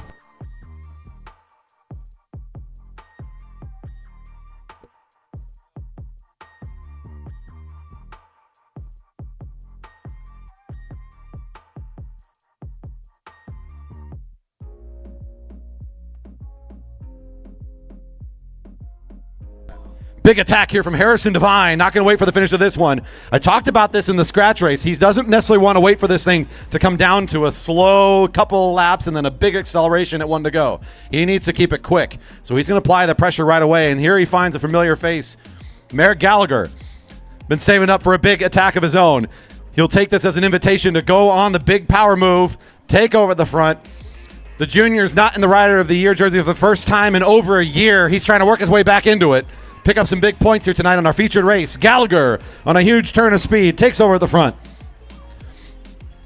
Harrison Devine knows that worked pretty darn well. He's going to sit up and find some help. He gets Andy Lynch now down the back straight. Coalition Cycling, this guy just always finds a way to race quick from the front of this group, and he's starting to pull away from the rest of these riders. Look over to Gallagher now, getting the bell at 1 to go. Trying to take home tonight's super sprint with a big time trial move. Kiloing the whole group here tonight.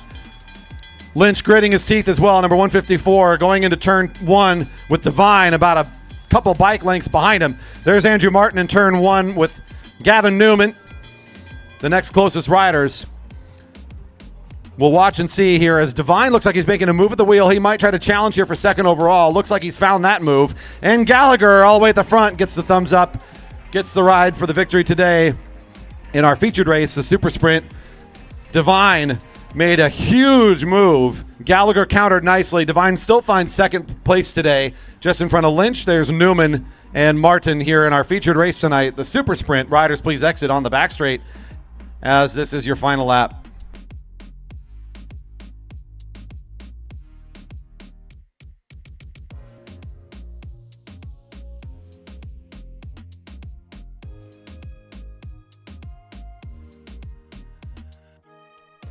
Open women now coming to the rail for their super sprint.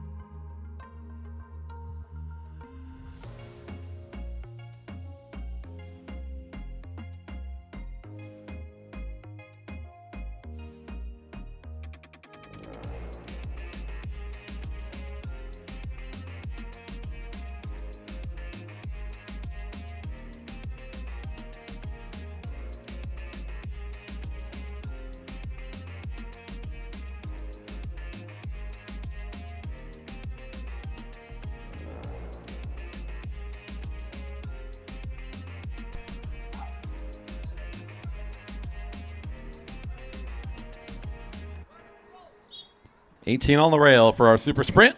Riders are going to need to know that because that'll let them know how many eliminated riders we'll need to go through here. That's going to be 10 riders pulled from the race before we get to the 5-lap scratch.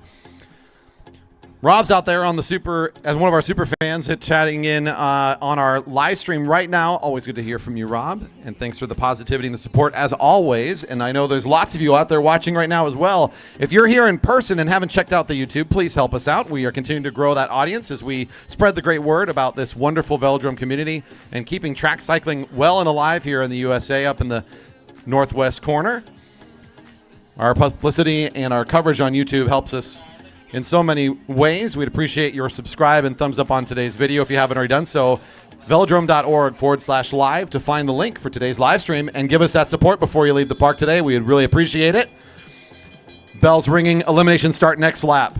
While I'm doing the social media promo, also don't forget to follow us on Instagram at JB Velodrome, a great place to see great photos. There's lots of great photographers around here. They'll reshare their work as well as you'll get updates. A lot of up-to-minute things, rain closures, any of those other kinds of things that might come your way will be found on our Instagram. Looks like we got one rider off the back. I believe that's Reddy starting to fall off the pace a bit.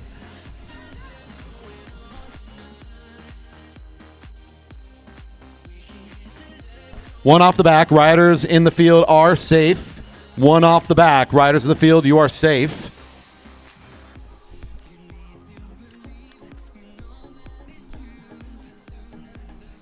It'll be Maya Reddy this time. Rider 210. Your Texas area rider in that yellow helmet was positioned at the back as they came across the line, but she's totally safe as, again, one rider off the back of the field. She'll start to move up a little bit and putting a couple new juniors at the back. Oh, one of our youngest riders trying to find position here at the back of the group. Not able to get safe is Hazel Baker, 201. Hazel, just racing age 13 out here, doing a great job getting good experience in the Friday night racing program. This is an open women's field that includes categories 1 through 4. We're always looking for more riders to join our community. If you'd like to get more information, don't forget velodrome.org, our education tab, where you can get hooked up with our classes and other opportunities to learn. 222 is Jasmine. 222. Jasmine Chuang caught that time. Should be 7 more riders that will get the exit before this race goes into that super sprint scratch race. You see Jenna Lingwood posted up right next to Hillary Luther at the front of the field. Not surprised to see those two sitting at the front. I'm sure right behind them is Rue Tomko, number 3. We now look to the back of the field. Her highlighter helmet trying to find space, and she knows it's coming. Number 23, Tegan Morgan for the Alkek Juniors.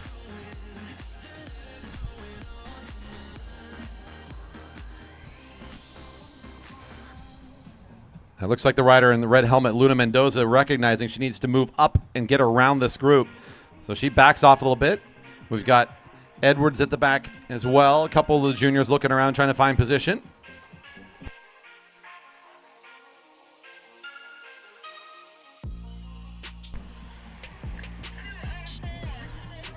It's 204, Luna Mendoza. Good move there from, it looked like it was Julia Barna, number 211, that made a really good acceleration along the home straight to reposition herself right alongside of Amara Edwards. They'll hold on for another lap. Mendoza made the right move. She knew it was going to get troublesome for her down there, so she moves up, does the right move. Good smarts for the junior rider, just wasn't able to get quite enough speed to finish that lap. Edwards at the back of the group, Lynch right in front of her. 2 and 5, Paul Rath, 2:15.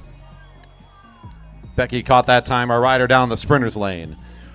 Beautiful evening here we're having in Redmond. It's Derby Days weekend, another wonderful Friday night racing program. We race here every single Friday during the summer months at 7 o'clock. You can find our regular racers out here throwing it down. We've also got some special races during our schedule, including next week. It's the Grand Prix. A week from today, We put up bigger cash prizes, a bigger purse for our out-of-towners. We bring in big talent. Our elite men field are already almost at capacity. We're so excited to be hosting that. Whoa! 13 is Edwards. Edwards that time. As midway on the promo there for the GP. 1 week from today, you can catch the fastest laps we're going to have here at the track all year long. Our elite men's field are nearly at capacity. That means nearly 40 riders in our field a week from today. Thousands of dollars in prizes on the line. Lots of great merchandise. And, of course, the best athletes you'll see here in Redmond, Washington all season long. Don't miss Marymore Grand Prix next weekend. And Team Mama Bears losing the representation here. 24. It's a Linda Lingwood joining her teammate.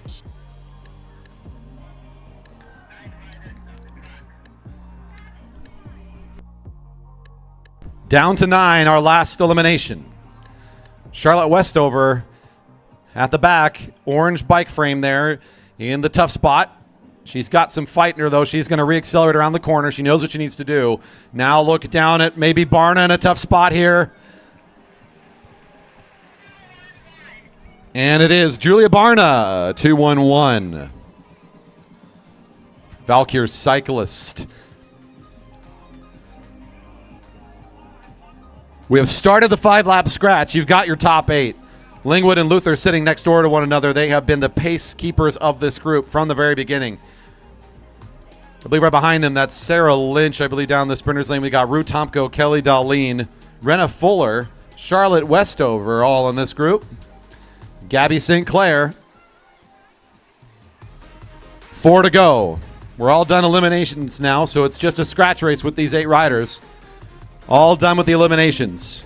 The scratch race is underway. We have 4 to go.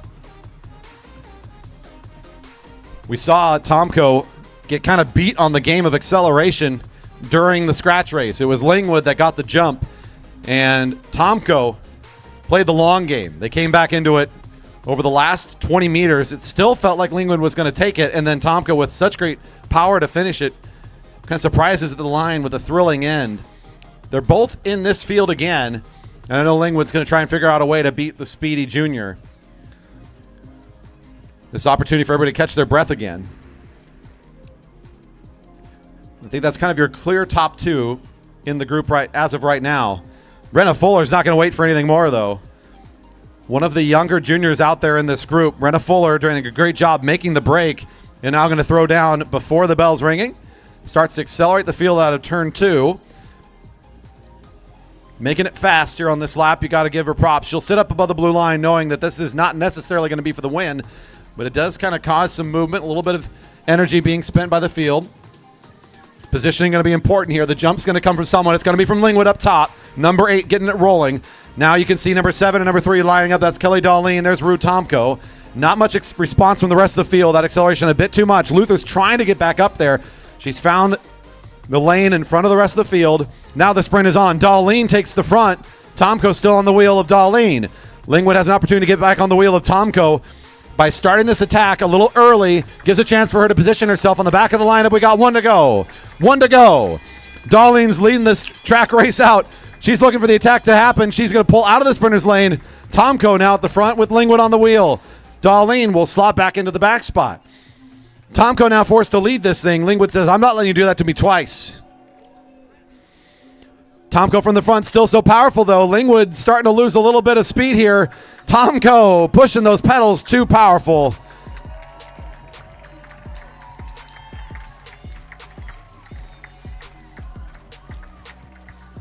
That's a fantastic finish once again for Tomko in very convincing fashion. You can see just how strong this junior is.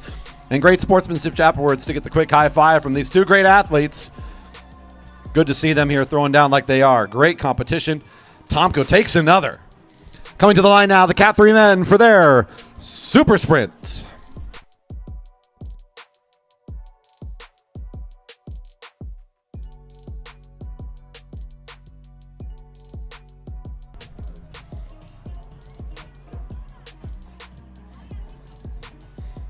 Good to hear from Pete out there on the live chat as well. Our fans down in Texas supporting their families that are up here. Yes, Junior Nat's coming up. We will be broadcasting all of that. Thank you for supporting us and being on the channel here. So glad you're watching. And yes, one of our parents from our new camp graduates checking in as well. Congratulations to the youth.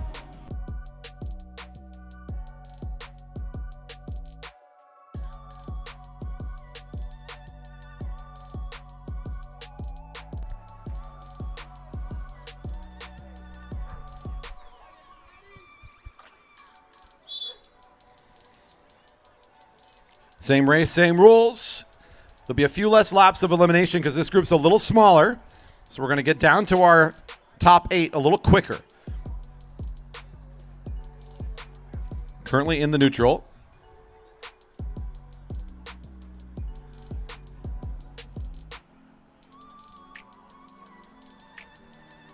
With 13 in the group, we're only going to need 5 eliminations before into it. So this will end up being a 10-lap scratch almost. A little bit like their first race. Obviously, these first couple laps are going to overall be a little faster at the start. Just that effort needed to fight over the final position.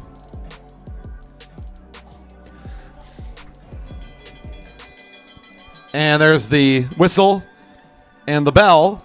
Racing's underway. Elimination start next lap. Conrad Mayer wants the front of this very first lap. He's going to send one going here. No reason to wait.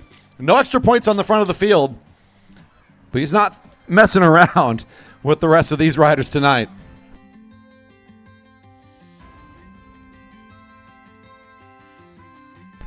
We should be coming back to our sprinters here very soon as well. The semi-final round, starting with the 5 through 8 ride coming up next. Zapata, 336. Zapata. Conrad Mayer just absolutely tearing it up right now. Maybe he thinks if there's only 5 eliminations, I can just power this thing out. Now you'll sit up after being at the front for about 600 meters there. A long pole to start things off, but the speed's really now set in for the Cat 3s. Fighting at the back. Westover's got to move around a little bit. Does he have enough? Not quite. 301. Westover, 301.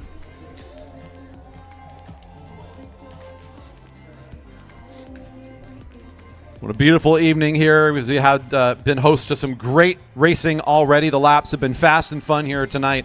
So many young riders, part of our Kiddie Kilo program. Again, well over 100 people, or juniors, I should say, out here. We had our camp Velo graduation of 14 riders racing today. What an incredible evening we were having so far. 369, Stan Douglas. And as we continue on this great night of racing, we still have more great sprinting ahead of us. Our semifinal round, so the riders that won will be continuing in their one-up matchup kind of racing format, where if they win, they'll continue to race their way towards the race for first and second. After the next round of sprinting, we got more racing from all of our big groups as well. Whoa! 334 is Matthew. Matthew Cavame, 334.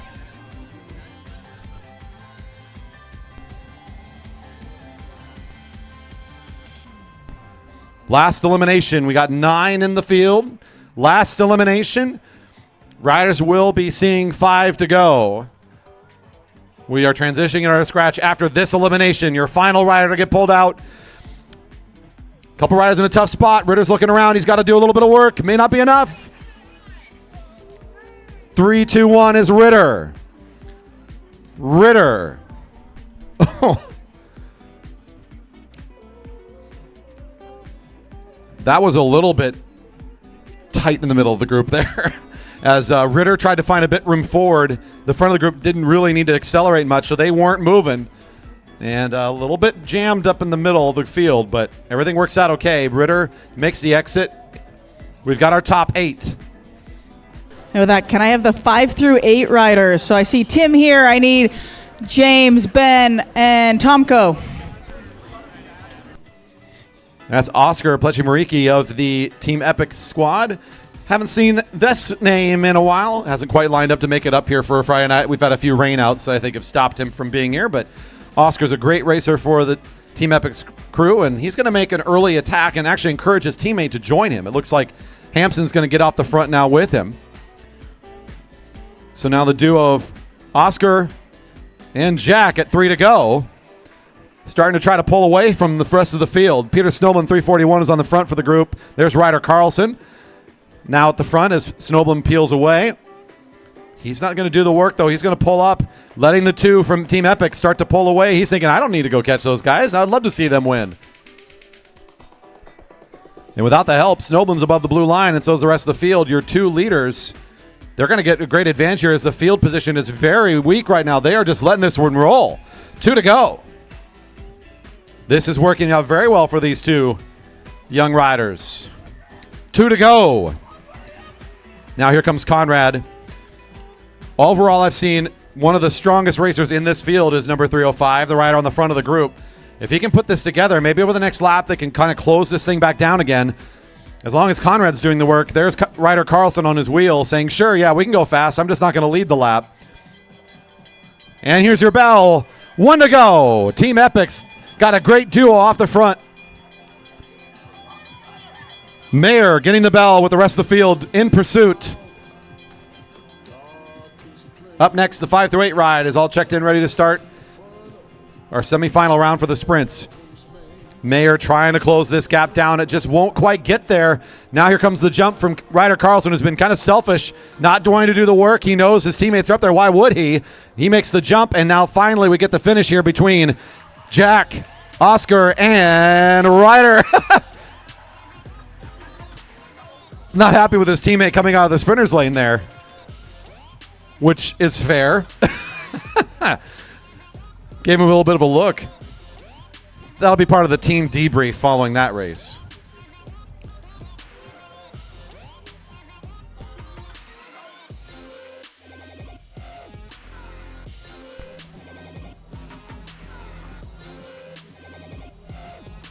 Is that a warm?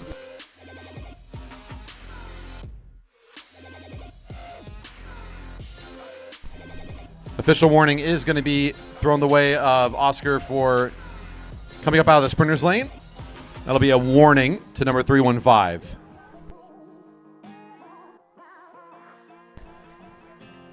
And our sprinters coming up. This is a 4-up ride, 5 through 8. We'll get them started here in just a moment.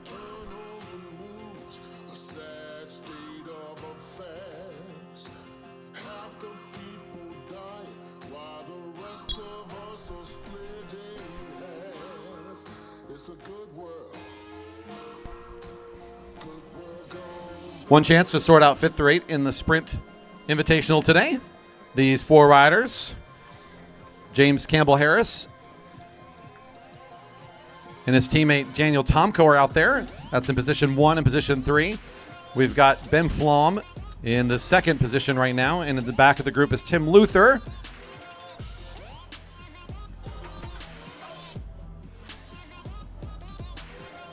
Our semi-final round will continue with the races to sort out who's going to race for 1st and 2nd and for 3rd and 4th. After this, bell's already ringing because it's a sprint. 1 to go. Tomko's still in the front of the group looking around, waiting for some sort of attack to form. He's just going to use the hill and start getting up to speed. His teammate right behind him had the fastest time out of this group in the qualifiers. As Tomko rolls it down to the flat, the back straight, looking like he's starting to take over. Luther's fighting, though, in position. He's got the short lane from the front. Luther in great position, will not let go. He's going to grit his teeth and try to get at the front of this field, and Luther's going to get it. Wow. Just takes the short lane and makes it look pretty simple. He says, you know what? You can dance around all you want. I'm just going to go down here in the shortest lane on the track, and you can't beat me. And he qualifies. He seeds 8th, but he races into 5th with a fantastic fast lap up against our locals. Well done for Tim Luther. Coming up to the line now, our semifinal round continues. This is Summer Newlands, seeded number 1 overall, taking on the number 4 seed, JC Pyle. Winner to continue on to race for 1st and 2nd. Second across the line will race for 3rd and 4th in the final round.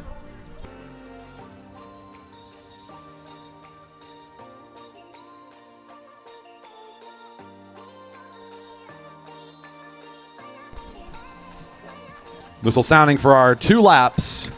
Newlands seated number 1, the rider in black with the gray helmet. She posted time just above 11 seconds. Next door in the Stars and Stripes is JC Pyle, your 4th fastest time today from qualifying. Newlands has just been explosive ever since she made her presence felt here at the beginning of this season. Been up here a ton to race at our velodrome. Not necessarily built or coming in tonight as a true sprinter, but top speed that she can produce makes her an absolute threat and well worth of your first overall seed tonight.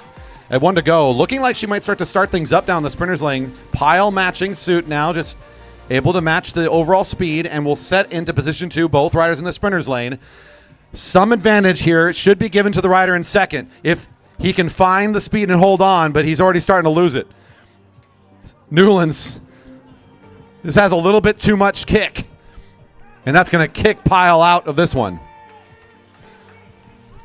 Pyle to race for 3rd and 4th later tonight. Newlands doing what she's done ever since she's shown up. Win, win, win. Another one for Summer tonight. We'll look forward to seeing what her matchup's going to be. It's going to be one of these two coming up to the line now.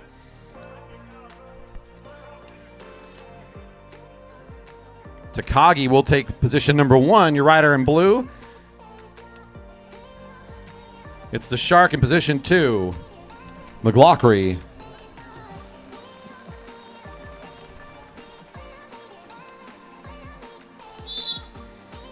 And your last race for the semifinal round getting underway. Unknown distance races are coming up. Cat 1, 2 men, you're 2 laps away. Takagi, many years less experience than McLaughlin. With the junior program for just a year. Now an alumni of the program, had great success in sprints. Kind of surprising everybody the way he turned up at junior nationals, and his top speed was no joke. Coming back here this summer, getting some good efforts on Monday nights. Continuing to show that he's got good speed. Came out today to put up our 2nd fastest time for our invitational in the qualifying round. For those of you following along at home, our fastest time, 11.1, so just above that kind of that 10-second break where we get in the really fast times. But still, when you're getting close to 10, these riders are moving quick tonight. He's taking on McLaughlin, the rider in black and white, seated number 3 today. Their times are relatively close coming out of the qualifier, so they're well matched in terms of top speed. What Takagi has in speed, McLaughlin makes up for in experience and tactical advantage that he can bring to every single race. He's got dozens and dozens of times around velodromes, not just ours, but everywhere. He's traveled the world to compete. So the Shark's going to try to find a way to beat this young upstart who hasn't necessarily had the same training efforts he had as he was a year ago. He's not quite in the same speed, but still showing great musculature, great acceleration. He's going to play it very calm here from the front as he looks over the right shoulder. Now Takagi's just going to start to go. Is this the full-on move? Is this going to be massive acceleration? It looks like he's not going to back off. This is it. He'll take the move from about the middle of turn 1. McLaughlin's in a really good position. This is a fantastic place for the Shark to be. He just has to strike around the turn. This could be a good one down to the line. He's making a run for it. McLaughlin, Takagi. Oh! As close as it's been tonight on a sprint, my eye says it's going to go to the kid by just the smallest of margins on the inside. We will confirm.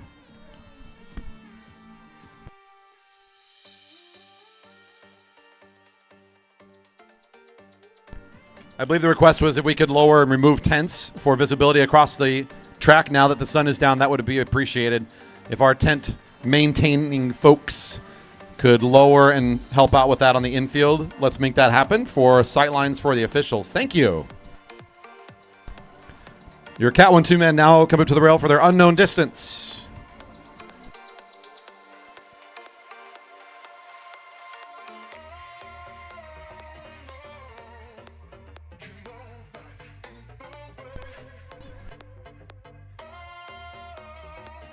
And it's confirmed Takagi does take the race. So close. McLaughlin had the exact right position and got the pass he was looking for, and that's got as good of a sprint as you could hope for tonight. Right down to the wire. Confirming on the finish photo. Takagi gets it by a very small margin. Great race for these two. We'll get to see Pyle and McLaughlin later on, racing for third and fourth. It's Takagi and Newlands in the final round for first and second in tonight's Invitational.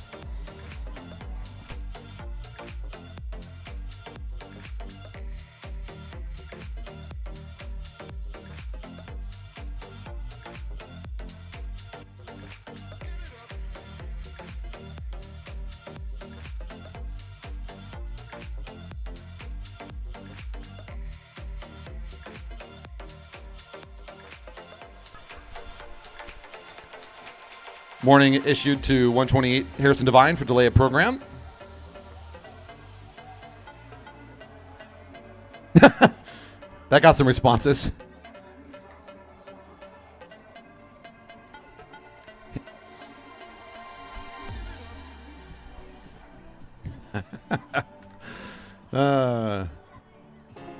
Riders currently in neutral for an unknown distance. This is a scratch race, but we don't know how many laps it's going to take. So the riders and us are all unclear at what point this thing is going to end. It could be in 99 laps, theoretically. That's when our lap cards kind of run out. So instead of counting down, you're going to see laps counting up, so you know how long the race has been. At some point during the race, that bell's going to ring, and that means it's one to go, and then it's all said and done. So from a tactical standpoint, it can be a bit frustrating from a tactical and an analytical standpoint, because what do? I guess you just go fast whenever you feel like you go fast, and you hope that the bell's going to ring. In general, overall speed and kind of field tactics still play out. If you want to apply pressure, make it hard on the field to keep up with you. That's exactly what Devine's going to do right from the beginning. Baker will join in. So these two are saying it doesn't matter if the bell's right now or not. We need to make the race fast. We need to make it hard. If I've got more fitness than the rest of these guys do, then I need to make sure I use that card. I play that strength. Don't let this race be slow. The other way to think about this race is to just always be in a fairly good position. You can be a little bit selfish. You can stay out of the lead as long as you're kind of in these breaks in your right place at the right time. But don't be too far back. Don't be too selfish. Don't get too far off the lead, because you might be in the middle of the field when that bell's ringing and you're all of a sudden in a position where you cannot challenge at the front. So a lot of that kind of going on in their mind. There's a lot of calculus about how much risk to take here. When is that bell going to ring? What's this race going to look like? In the meantime, everything's just getting nice and lined up here for these early laps. The assumption coming into a race, at least on my part, and I'm sure on the racer's part, is that this is going to be longer than 10 laps. That's an assumption I'm going to make, but it might not be, based on our program tonight, just having some shorter races. And these riders tend to race scratch races that are longer than 15, 20 laps very regularly, and we end our program usually with points races that are longer too. So I have to imagine some of the riders out here are thinking similar to me, which is this is probably going to be a bit longer than some of our shorter unknown distances we've had here. Until then, we're just going to continue to watch these laps work their way up and see how the field continues to compete and contend. Corey, we know I don't actually listen to you when you announce, but have you told the max number of laps that this could be? Well, based on the lap cards, 99. So yes, it could be 99 laps. 99. So yeah, spectators, like, be in your mind, like, how long do you think this is going to be? I don't know. Next round, whoever loses the bet, right? There you go. We should have a guest bell ringer. Just surprise them. That's a good idea. I have the traveling bell up here. We can just walk around and hand it to somebody. Oh, that would be really confusing. Yeah. No cowbells. No cowbells. Seeing 5 laps completed. That was Baker at the front. There's it's Devine really again. Chip Chazé right behind him. What's really tricky is if Gavin pretends to ring it. Gavin, you should just walk away. Just leave the bell entirely, and just mess with their heads. He is good at that. He's well practiced at playing the role of the bell ringer. Oh, no. I mean, that's sending a very clear signal. The lap cards are unattended. But he's got to add the lap, though. He's got to go back and forth. 6 laps completed, now showing 7. Lynch on the front for the field. Everything looking pretty smooth right now. Nearly single file all the way to the back, signaling that we're still in that sort of that tactic I was mentioning at the beginning. If you don't know how many laps it is, your strong riders are going to make it at least relatively fast, as much as they can. Make it difficult. Here comes Gallagher to the front. Right behind him is Tyson Danielson, number 104. Back from Portugal, longtime local racer Kenny Williams, spending the time with us here this summer, doing some coaching, working with the juniors again, which has been a huge asset for our young riders, getting to benefit from his years of experience in coaching. He'll pull up out of the way as several riders will quickly peel off here. So here's some riders that are not wanting to do this pull right now. It's been pretty quick for the first several laps. Kovalchuk, number 146. Keep an eye on him throughout this one. I'm sure most of the riders already are trying to keep an eye on wherever Kovalchuk is in this field.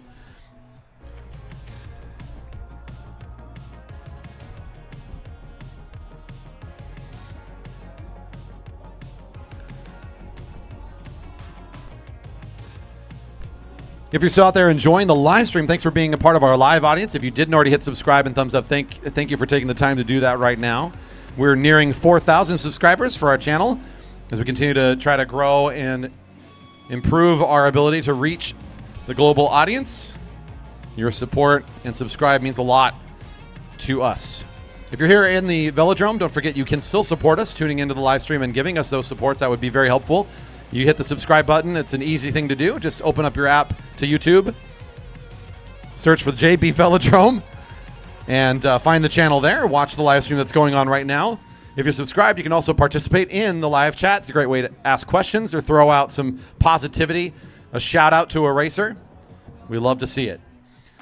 I heard a fake ding. It threw me off. That was a bit much, Gavin. My heart skipped a beat, but we're okay. We're still good. We're rolling here. 11 laps completed. His hands on the bell. Nothing happening. Nolan Adams, 109, getting things rolling here with a group of 5. That's Chip Chazé for Liquid Velo pulling up high.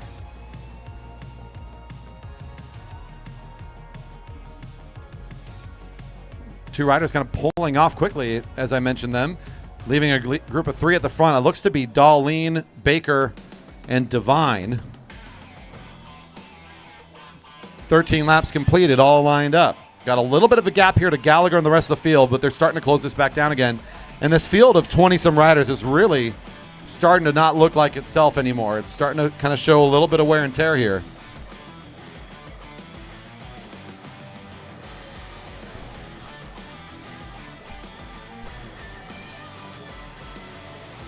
And it's a bit of a split now. As you can see, there's a gap that's formed pretty big here in their field. We've got the main field on the home straight. I believe that's going to be considered our field now in turn 1 and the front of the race. And this is our catch group. They're behind the field, now heading into turn 1 as well, being led currently by Fairbanks, who moves up for Scott Grinsell. A little bit of a preview here as our front group has Kovalchuk in it. Whenever he shows up, you start to feel like it's kind of the fast time of the year, as he's a frequent flyer for the GP, and he's reminded us undefeated since I think he said 2011 in the Madison for the elite men. So whenever he's here, the general speed of some of our top riders, they're like, okay, I got to get ready for GP. I got to race against Kovalchuk. I got to race against some of these folks that are coming from out of town. So the speed kind of picks up a little bit here in July in preparation for what is one of our most exciting weekends of racing. In terms of excitement and kind of all the hype around the racing, obviously it gets matched pretty quickly by the juniors when they fly in as well for USA Cycling's Junior Track Nationals happening here. It's a busy month of July for us with everything happening. Last weekend we were joined by juniors for the Junior Takeover Grand Prix next year, and of course our current race on the track right now, Derby Days weekend, going very well for us. Emily Alexander says the beer garden wants a preem. So I got some cash to do a preem. No, not in an unknown. I'm vetoing.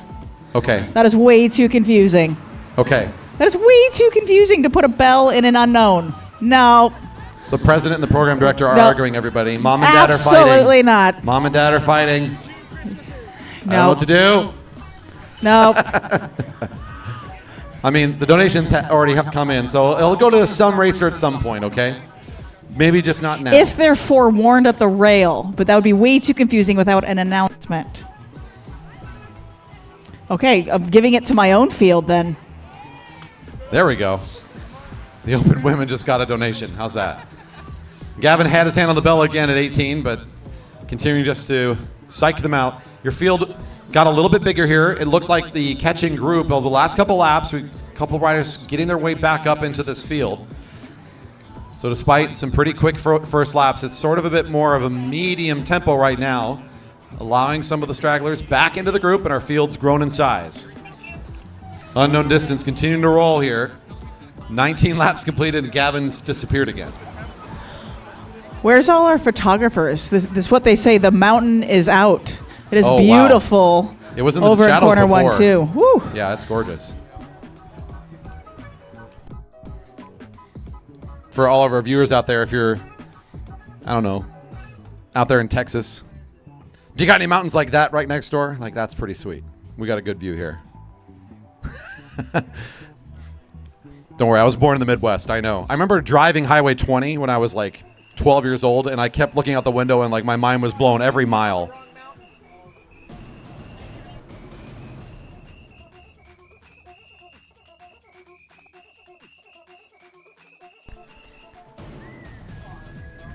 Seeing 20 laps completed, your field going all together still here under the Stanley sign.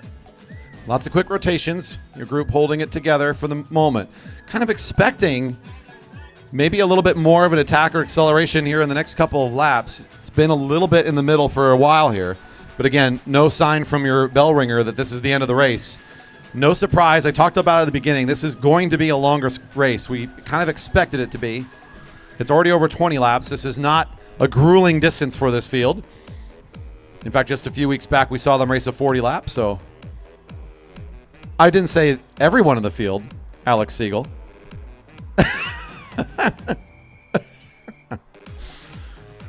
Oh, man. 22 laps completed. Quinn Kennedy for ACT. Starting to pull away from the group. Kowalczyk was thinking maybe to do something here and decides not to cover that attack. Will fall back into the group as Devine will do the work now from the front to try to catch back up to Quinn Kennedy.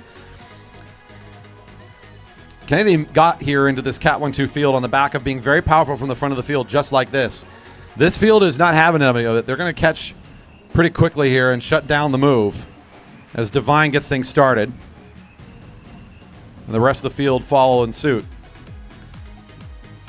Dyna Racing just off the back again with Grinsell and Adams. They should be able to work their way back in. And now Gallagher taking over at the front. That's a short pole, though. Thinking he might want to get things going. He goes for just about 150, 200 meters. 24 laps completed. There's Kowalczyk at the front with Newman following his wheel.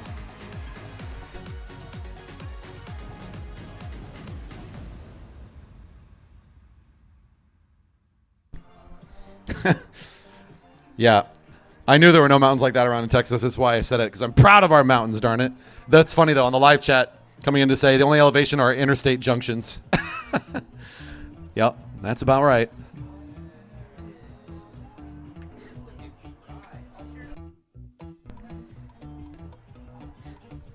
Yeah, Mount Rainier doing its thing on a beautiful July night.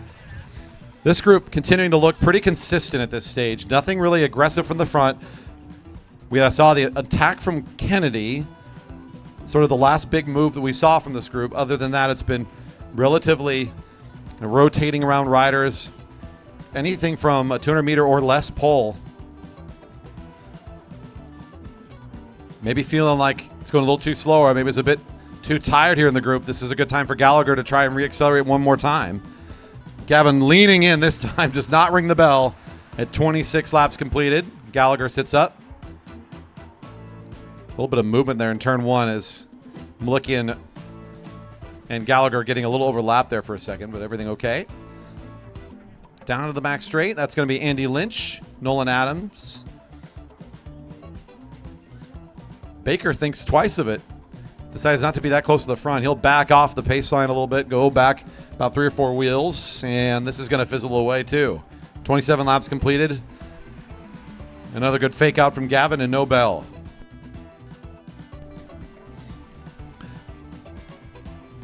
Next weekend, don't forget the GP, a whole weekend of great racing. The normal Friday night experience, we've got a Saturday session as well. So Saturday night with Beverage Garden food trucks, the same environment you expect on a Friday night, just starting I believe it starts at 6. I'm looking for confirmation from anybody who would know off the top of their brains.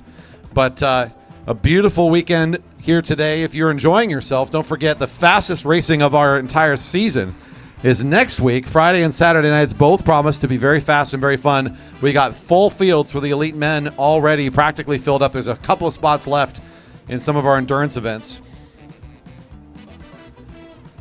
And as we're talking about GP next week, Devine gets an attack going here. Newen wants nothing to do with it, so he'll pull up very quickly. Gallagher kind of gets pulled out of the lane for a second, but once he dives back in, he's going, and there's the bell. It's going to be a 30-lap race by the time it's done, and Gallagher was right at the front at the right time. And look who else was there. Never be too far from the front, I said at the beginning, because here comes Kowalczyk. Look at the way this guy turns pedals. It's incredible how much he can accelerate from the middle of this field. Absolutely taking over again. Here comes Gallagher to try to challenge. Gallagher, Kowalczyk, Gallagher. Gallagher's got enough. The acceleration was good. Gallagher with the finishing speed. What a great race for these three. Baker in a great position as well. Not able to challenge there at the line as he may have wanted to, but positioning himself perfectly for the end of that unknown distance. What an exciting finish for a Cat 1-2 is Kowalczyk going second across the line with Gallagher flying in out of turn 4 to finish that one. Open women to the rail for the unknown distance with a preem.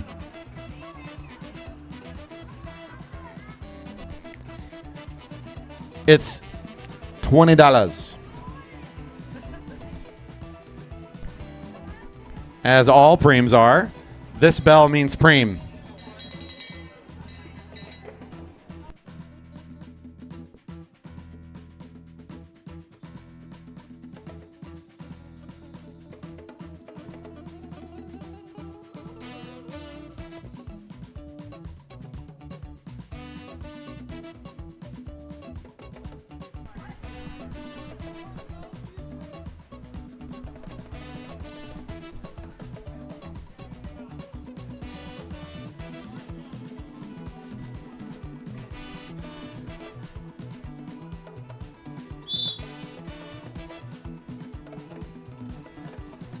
Whereas away for the neutral, yet another unknown distance. All we know is that the race will end at some point with the bell at 1 to go.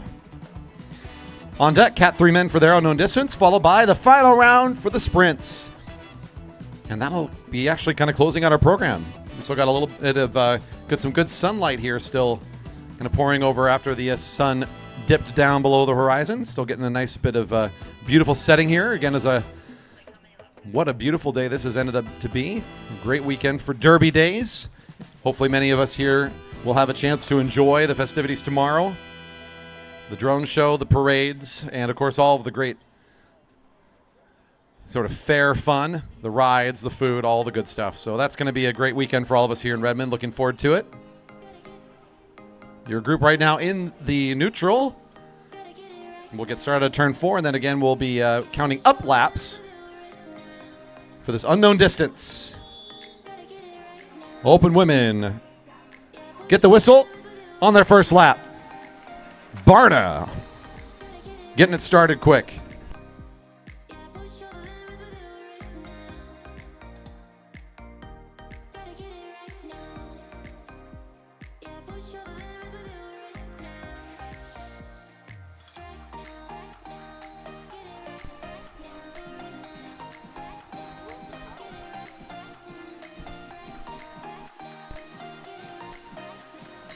$20 to lead the lap. $20 to lead the lap. $20 to lead the lap. I can't wait too long. I don't know when the race is over. I legit don't know. I got to ring the bell kind of early. I mean, I could have probably looked at Gavin to get a little hint, but I just don't want to risk it, you know?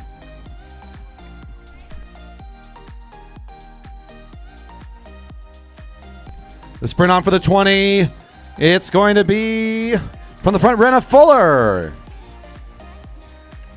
Another one of our Jerry Baker Juniors picking up extra cash, which she will immediately run to her parents and say, here, this will help pay for my next whatever upgrade I need.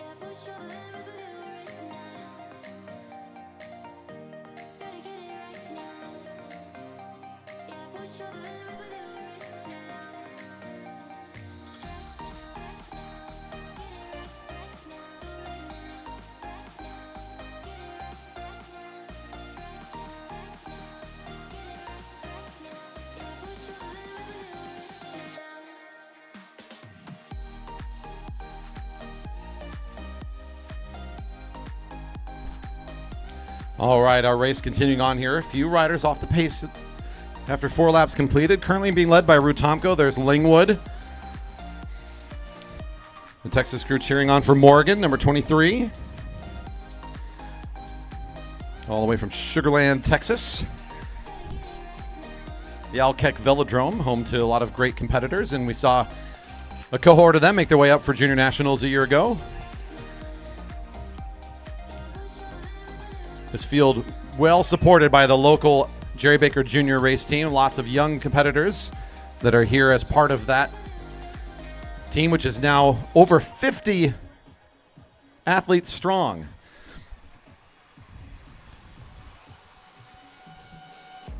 Jerry Baker Jr. is always looking for more help, more donations, and of course more athletes. If you want to learn more about them, jerrybakerjuniors.org has a good overview of the current state of the team, their goals, some of their successes the past couple of years. And if you want to register to be a part of the team, it's a tough time to jump on the team now as we're kind of in the middle of the most competitive part of the season, but you can always ask questions, get the information, meet coaches, learn what it's like to be a part of the squad. First thing, of course, is your juniors must have completed a Camp Velo or something equivalent track racing educational program to be eligible to join. 6 laps completed.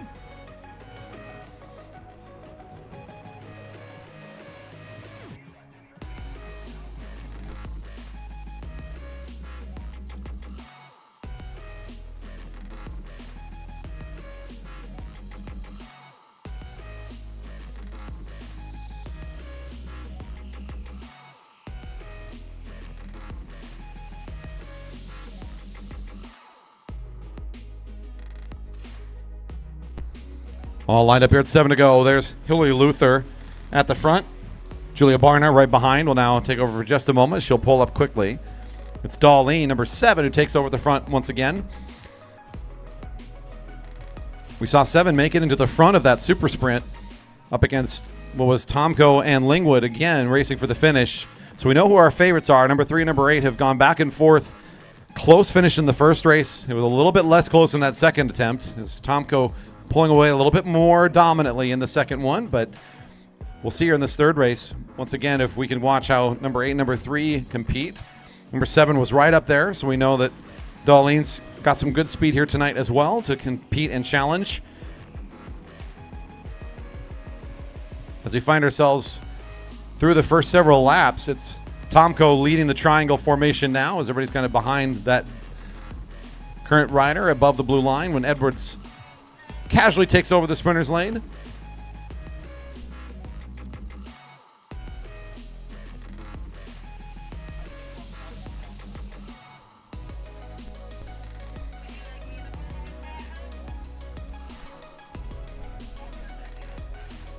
I'm seeing 9 laps completed, and Gabbins doesn't even remember there's a bell. He's thinking about something else.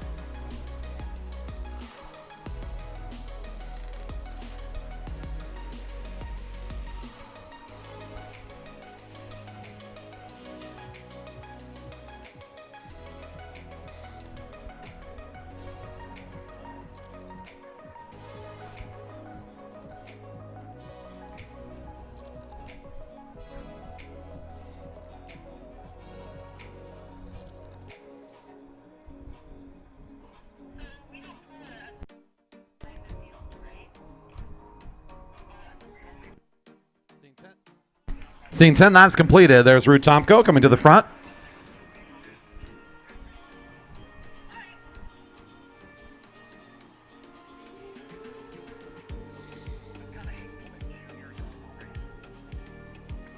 When they take over the front again, it re-accelerates the rest of this field, trying to hold on to the speed. One of the younger juniors in the the field pulling up. That's Luna Mendoza saying, hold on. Just off the back of the group now. A little bit too quick.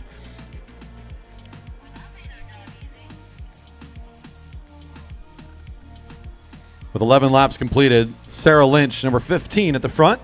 Another of our Jerry Baker Jr. riders.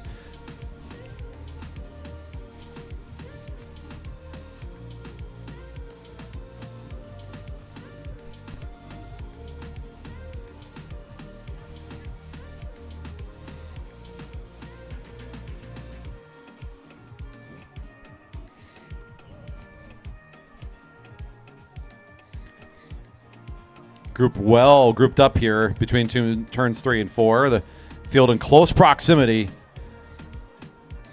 Riding pretty wide across the track, but down in the faster half of the racing surface right now. Number 8 watching number 3. We've seen a lot of this tonight, and there's Luther also trying to follow the moves of Lingwood. Lingwood's going to try to accelerate here. Comes to the track with plenty of experience racing the track, but she's put in a ton of time as a cross competitor. A little bit more of an all-around speedster. So she's going to try and accelerate things here well ahead of any sprint starting. Maybe thinking that might be one way to chisel away at Tomko's finishing speed. She'll go again. As soon as she gets daylight, off we go at the front of the group. This race just might be long enough that this play might be the one that could really work out in the long run. Lingwood now on the turn and pedals again. That this one's not getting pulled away. This is now 250, 300 meters of effort from Lingwood. Looking like she's trying to set something up for herself here to get away from Tomko. Darlene does not want to be left out of top positions either, so she's doing some work here, and Tomko's benefiting from the pull right now. Number 7 pulls up out of the way. Number 3 is going to do a bit more work to finish this off, and I think they should be able to do it here down the back straight. Lingwood's starting to feel the pressure, looking around, trying to see what's going on. And she can sense that that's enough to not waste any more effort here. As Lingwood rides high, Luther, thinking about it, pulls up out of the sprinter's lane. The group of 4 really starting to pull away from the rest of this group. Includes, of course, Tomko on the front. There's Lingwood, Luther, and Darlene. 4 of the names I've mentioned quite a bit in this field coming into this. They've pulled away. The next closest rider, here comes your rider from Texas, number 23. Tegan Morgan has decided this is not an okay situation. Got out a bit early in that elimination, probably feeling like we need to get some good laps here today in the unknown. Good effort from the junior to try to bridge this gap quickly. She encourages one of our local young riders, that's Charlotte Westover, to also try to bridge one of the toughest moves in track cycling, making that jump between a back group and the leaders.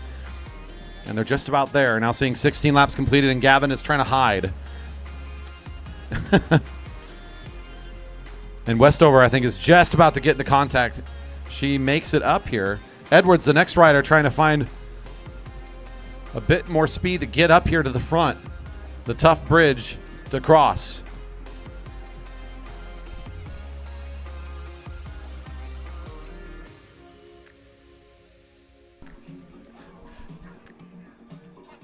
Your leaders coming onto the home straight. This is this group of 6, the front of the race, and our field, with everyone else behind the current field positioning at 17 laps completed. Luther for Balkyr Cycling, our Portland team. They're at the front.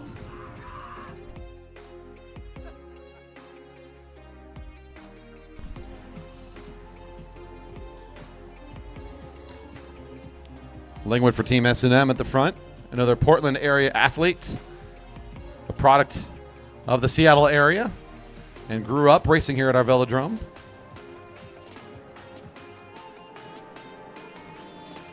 Moves to the back of the field now with Darlene at the front at 18 laps completed. Matching our expectations, feeling like these unknown distances are all going to be on the longer side. The Cat 1-2 men race a 30-lap unknown. If I was a betting man, I'd say that the next 10 laps are kind of the critical time to really be ready for the finish. In funny fashion, it could also, maybe it's just going to be like the scratch races. Maybe they're all 30s. I don't know. All the same distance. Could be kind of fun. Who knows? Time to make your bets now. When will the race end? Oh, my goodness, right there. With 20 laps completed, it will be a 21-lap race as the bell is ringing. Looking for the finish now. We'll follow our lead group all the way around as that's where our top 5 positions are going to come from. Both Lingwood and Darlene get it up and out of the saddle at the same time. Tomko getting left a little bit here as Luther trying to come around the corner, but we've seen this happen before. Tomko's going to accelerate back up again. Here comes the finish. Lingwood's got a really good lead this time. Will it be enough? I think it will be. Lingwood finds it. Darlene will get second, I think. Just barely ahead of Tomko to go 1, 2, 3. The rider from Rice University with one of her best finishes here of the season finds second in the tough unknown distance. Lingwood puts it all together for a fast final lap. And everybody's wrapped up this lap. Great racing for our open women's field tonight. A couple more finishers still coming around here.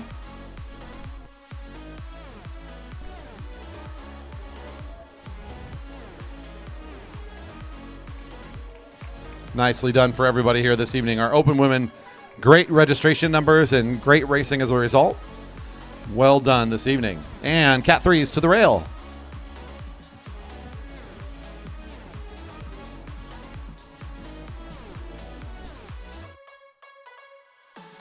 One more unknown distance before our final round. We have 2 sprints to sort out our top 4 positions at the end of this program tonight.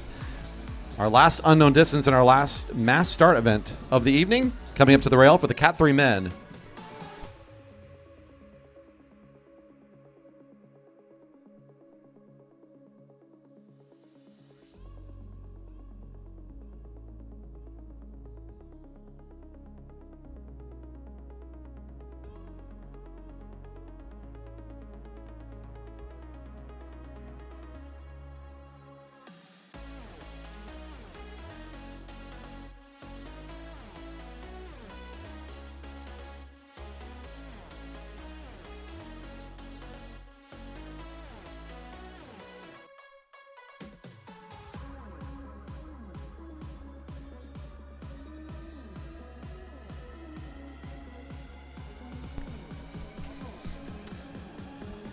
We were just talking up here trying to sort out what our guesses would be on the length of the race. I'm wondering what our riders are thinking in the field. I do speak from a point that is fully honest. I have no idea.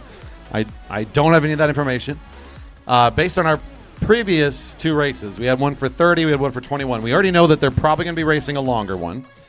It feels like it's going to be in the 20s somewhere. That feels right. It doesn't mean it has to be, but it feels right based on the formula for so far what we've seen. So I think the over and under we were kind of going at was 25 and a half laps. Seemed like about the right place for the over under on this one. I think it's a pretty good one based on what we know. I mean, that seems like a reasonable place to put it. So you get to determine now, is it going to be longer than 25 and a half or shorter than 25 and a half? I don't know. We shall see.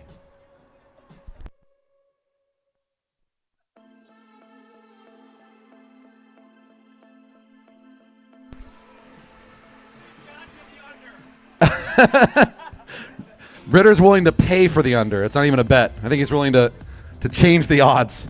All right, from the front is Ryder Carlson getting started on the first lap. Mike Westover catches quickly. And there goes Snowblin above the red line, also wanting to make it a fast first lap.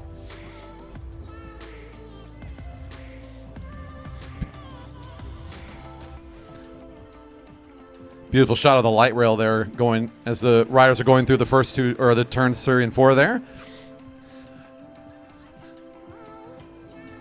You can go back and watch. It's kind of neat actually to go back several years and see the transformation over there in turn 3 really, where the trees used to be a little bit more, covering that all up, and what it used to look like here just a few years ago.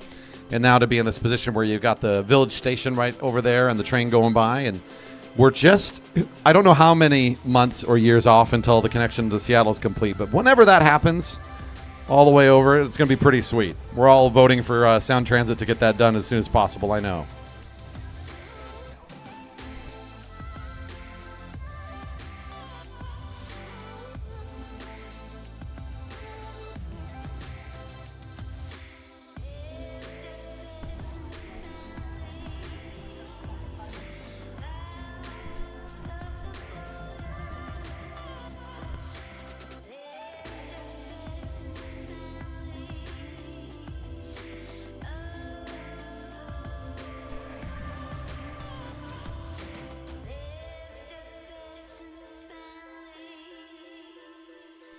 This is a move between Ritter and Carlson now. Starting to pull away from the group. It was Ryder Carlson that got it started, the rider for Team Epic, and then leading factory rider Mike Ritter joining in on this one, thinking it's going to be either the right move for the race or really, really short, or both, I guess. 5 laps completed. Snoblin doing the work to bring things back together. The rider in that white helmet with the blue and red jersey just about to catch back on. That's Peter Snoblin. And that basically puts us into a sort of a separated field. There's a long single line with several small gaps in between, little pockets of riders. All very similar tempos right now, trying to hold on to the aggression from the front from both Ritter and Ryder, who want to just get this going and not stop at this early stage in the race. Not thinking I know what I'm talking about. They're hoping it'll be done quick, or at least make it hard on these riders in the very early portions of this race. As they get caught, both riders will fall back into the group, and this will give everybody a chance to reconfigure and recombine into a bigger group.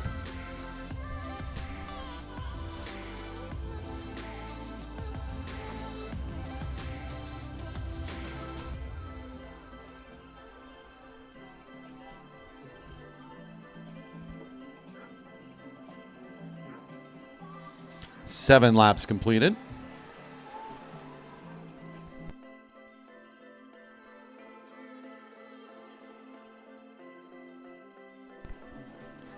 Matthew Kvambe in the gray jersey leading the lap with the blue line, the rest of the field following. He'll just take a jump at it, thinking, why not? Let's keep it fast again.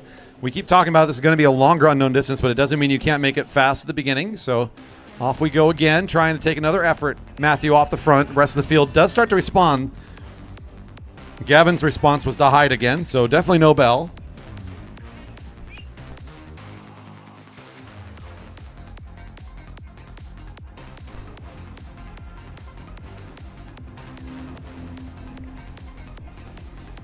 Coming back together down to the back straight now is Matthew's still in the front of the field, but he's got the rest of the riders right behind him.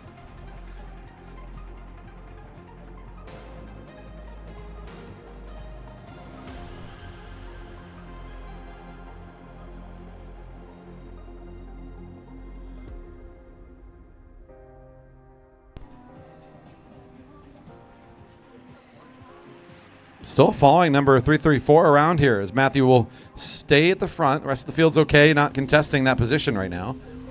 They did the work to catch him.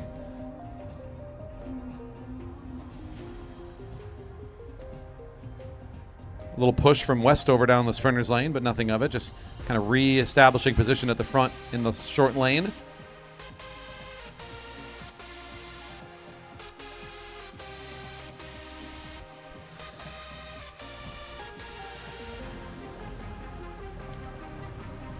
We're about a week and a half out from the juniors coming back to town for USA Cycling Track Nationals here.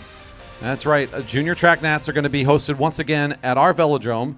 Our age 18 and younger age category championships going on right here at our velodrome here in the month of July. I think we're 12 days out if I remember the start date correctly.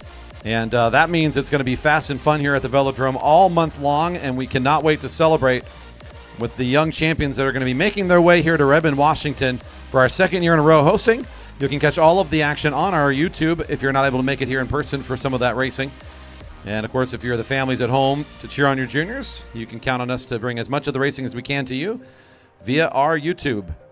Search for JB Velodrome on the YouTube app, or, of course, velodrome.org/live has a link to tonight's current live stream. If you're watching here in person and have not followed us yet, we'd appreciate your support in growing our channel and growing our audience.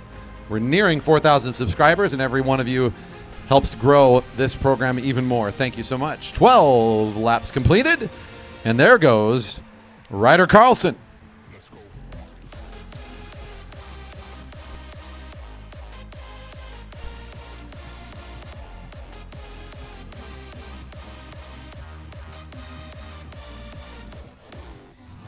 You don't mind that the folks walking on the new trail over there towards the station can see into the velodrome if they'll give random hoops and hollers like that. I hear you over there, making some noise for our racers. 13 laps completed, and Oscar has joined his teammate. And it looks like Conrad Mayer is also on the way up.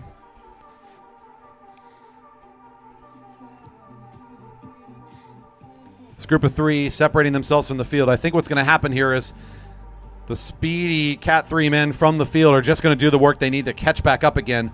And eventually this will all form as another field, but the effort spent here to catch will still be one more match burned that can't be used later on here tonight. So Mayer catching up to this group of 2 juniors makes it enough of a threat that the rest of the field starts to respond.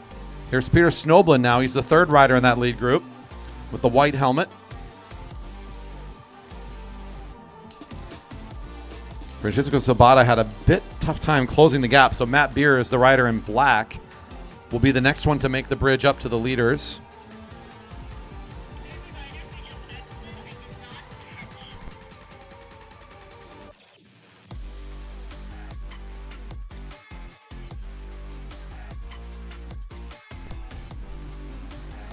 Still a group of 5 going down the back straight.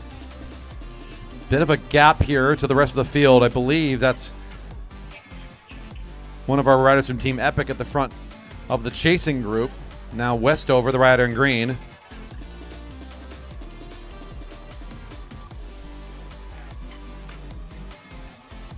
"16 laps completed." Gavin can't ring the bell if he's cheering.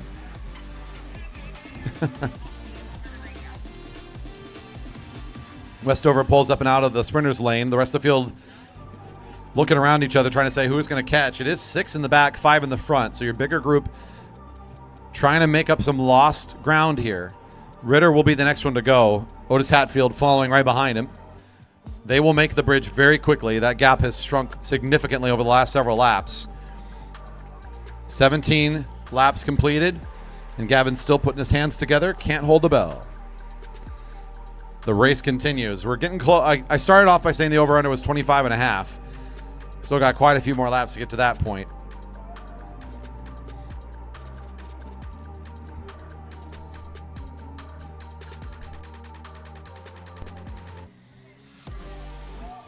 Conrad Mayer sneaking away off the front.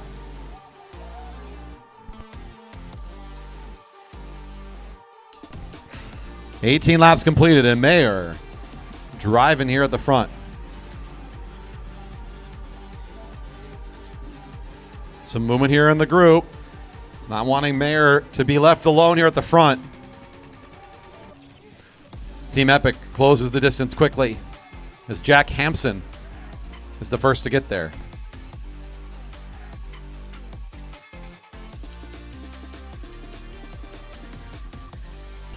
All lined up behind Mayer still, seeing 19 laps completed. Your open women field, the bell was ringing the next time they came around. So again, it's somewhere between there and 30 laps for our 1-2s most likely. We got to be thinking about the finish now. Mayer has been near the front of this field for quite a while. He pulls up to the blue line. I'm wondering what for. He could maybe find some rest back in this field again. They're all right there with him. No separation, no break. At 20 laps to go, or 20 laps completed, pardon me. Gavin has once again left his spot vacant, which means that they can see all the way from turn 4 that the race is continuing, and I can tell it's still continuing. 21 laps completed. Next time they come around, Mayer's still on the front.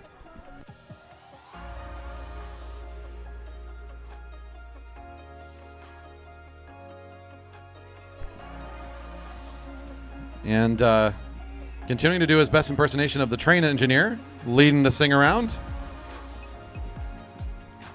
Mayer pulls up after a couple of fast and strong laps, showing his stuff with Shogun of Seattle. He'll get onto the back of the lineup and see what he can do with it after maybe a couple of rest laps, as we might be coming up into the critical point of the race. It's, again, impossible to know, but it feels like this is where things are really going to start to matter for this unknown distance. Westover at the front for a moment, rotating quickly. Oh, the fake. I was watching Gavin lean into it. 22 laps completed, no bell.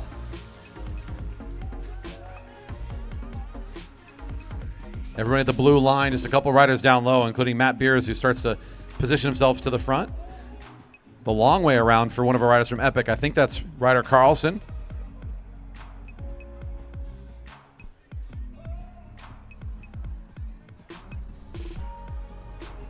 Peter Snowblin at the front for just a second there. Quick rotations again. Everybody feeling it here at this stage. Conrad will keep it going, though. Nobody at the bell, so 23 laps completed, and the race continues. Every lap feels like it's going to be a bell lap at this point.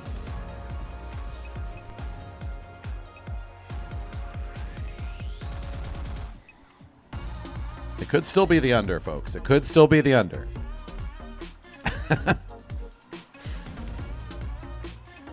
River Ritter is. I'm sorry. It was not the under by as much as you wanted it. It could still technically be the under, though. Oh, it definitely was. 25 laps will be the total distance when completed. The bell's ringing.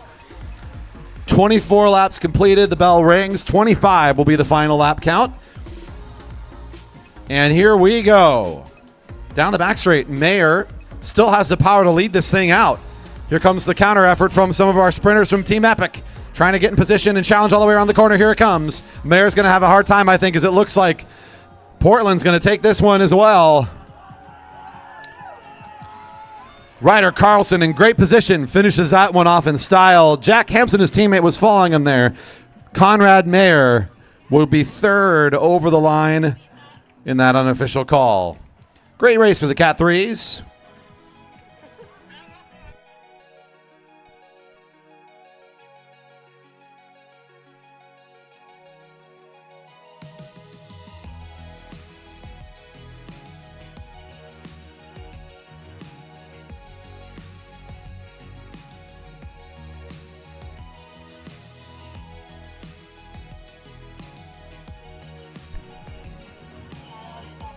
One warning has been issued to rider 336 for entering the lane while occupied.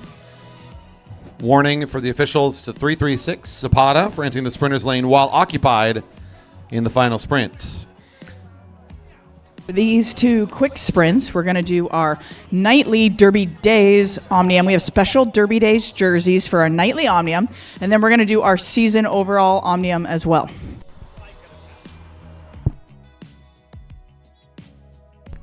The ride for third and fourth between Pyle and McLaughlin. JC Pyle, the local rider in front. The younger competitor in the Stars and Stripes up against McLaughlin in his world champion Adore in black and white kit for Bike Central.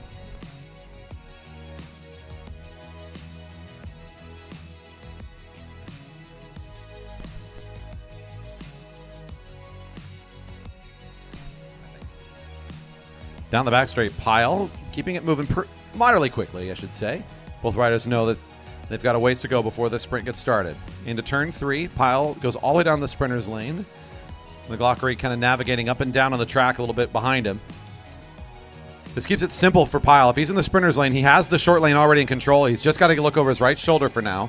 Sort of simplifies what he has to think about. As he gets close to turn 1, he's going to start moving up track a little bit. But in the turn, he's all the way back down again. McLaughlin moving a lot behind him, trying to keep the junior guessing a bit here. He's running at the rear wheel. Both riders up to speed down the back straight. McLaughlin with great turn into turn 2 is able to get on top of it. Pyle still has an opportunity to get in that slipstream and challenge, but he just cannot find it. McLaughlin takes care of business.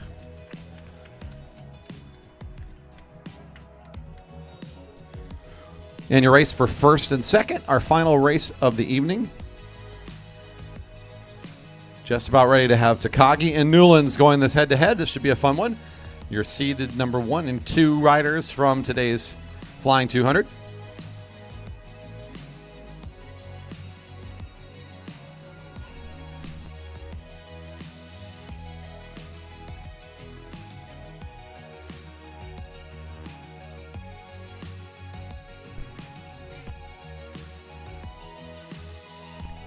It appears that your rider in blue has drawn for the second position.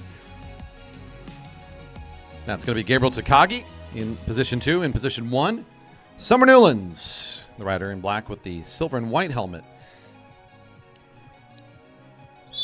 Today's Derby Days Sprint Invitational started by an invite with our top 8 fastest qualifying times on our regular Monday night race series, where we have regular sprinting going on. We race Mondays, Wednesdays, and Fridays every week when there's no rain to keep us out of here. And during that Monday night racing series, we do regular flying 200s. Riders are allowed to challenge their best time to try and improve it. That helps them kind of prepare for these tournament situations. Your 8 best times of the season up till now got invited tonight. They had to re-race their 200s again. So Takagi and Newlands both seated at the top today with the 2 fastest times. The rider in black with the fastest overall by about a 1/10 of a second over the rider in blue. Very well matched, these two. Both with not a ton of experience as true sprinters, but Newlands has lots of great pack experience, a very smart rider, very aggressive, knows how to play this game well. Already putting a bit of gap here on Takagi. This is a fast first lap and trying to leave this gap on the kid. Not a huge gap, though. Takagi's using the hill nicely. Starting to close the gap. This is going to be close. This could be very good. Takagi now back into the slipstream here. Catching at the right time. Ooh, coming out of the lane a little bit early. That's going to take some speed out of Takagi. I think that's going to do it. That was the right move. It just couldn't quite execute at the end. Newlands will take the Sprint Invitational today. Takagi with a very valiant effort. I like the way Summer approached that one, kind of rolling away from Gabe on this first lap, opening up the gap and maintaining it. Made it tough. All omniums have been posted. Everything should be finalized. We are closing up shop. We got some podiums to do on the infield. We are not going to be streaming that. You can check our Instagram later if you want to see those beautiful photos with our Derby Days special championship nightly podium pictures, so looking forward to those. A great night of racing. A thank you to all of our athletes for being with us again to put on such a great show and for some wonderful racing. To our staff and volunteers, our officials for making things safe and quick today for all of us, and of course our fans. Thank you for still being with us. If you're here in the Velodrome, thank you for being a part of this event with us today. And if you're out there on the live stream watching live or watching later, thank you so much for supporting us. Before you leave, if you liked what you saw, don't forget to hit the thumbs up and that subscribe button on your way out the door. Let us know your appreciation. We would love to hear from you. And with that, we look forward to hosting you for more great racing action here at the Jerry Baker Memorial Velodrome. What a pro. Hello. They turned me off.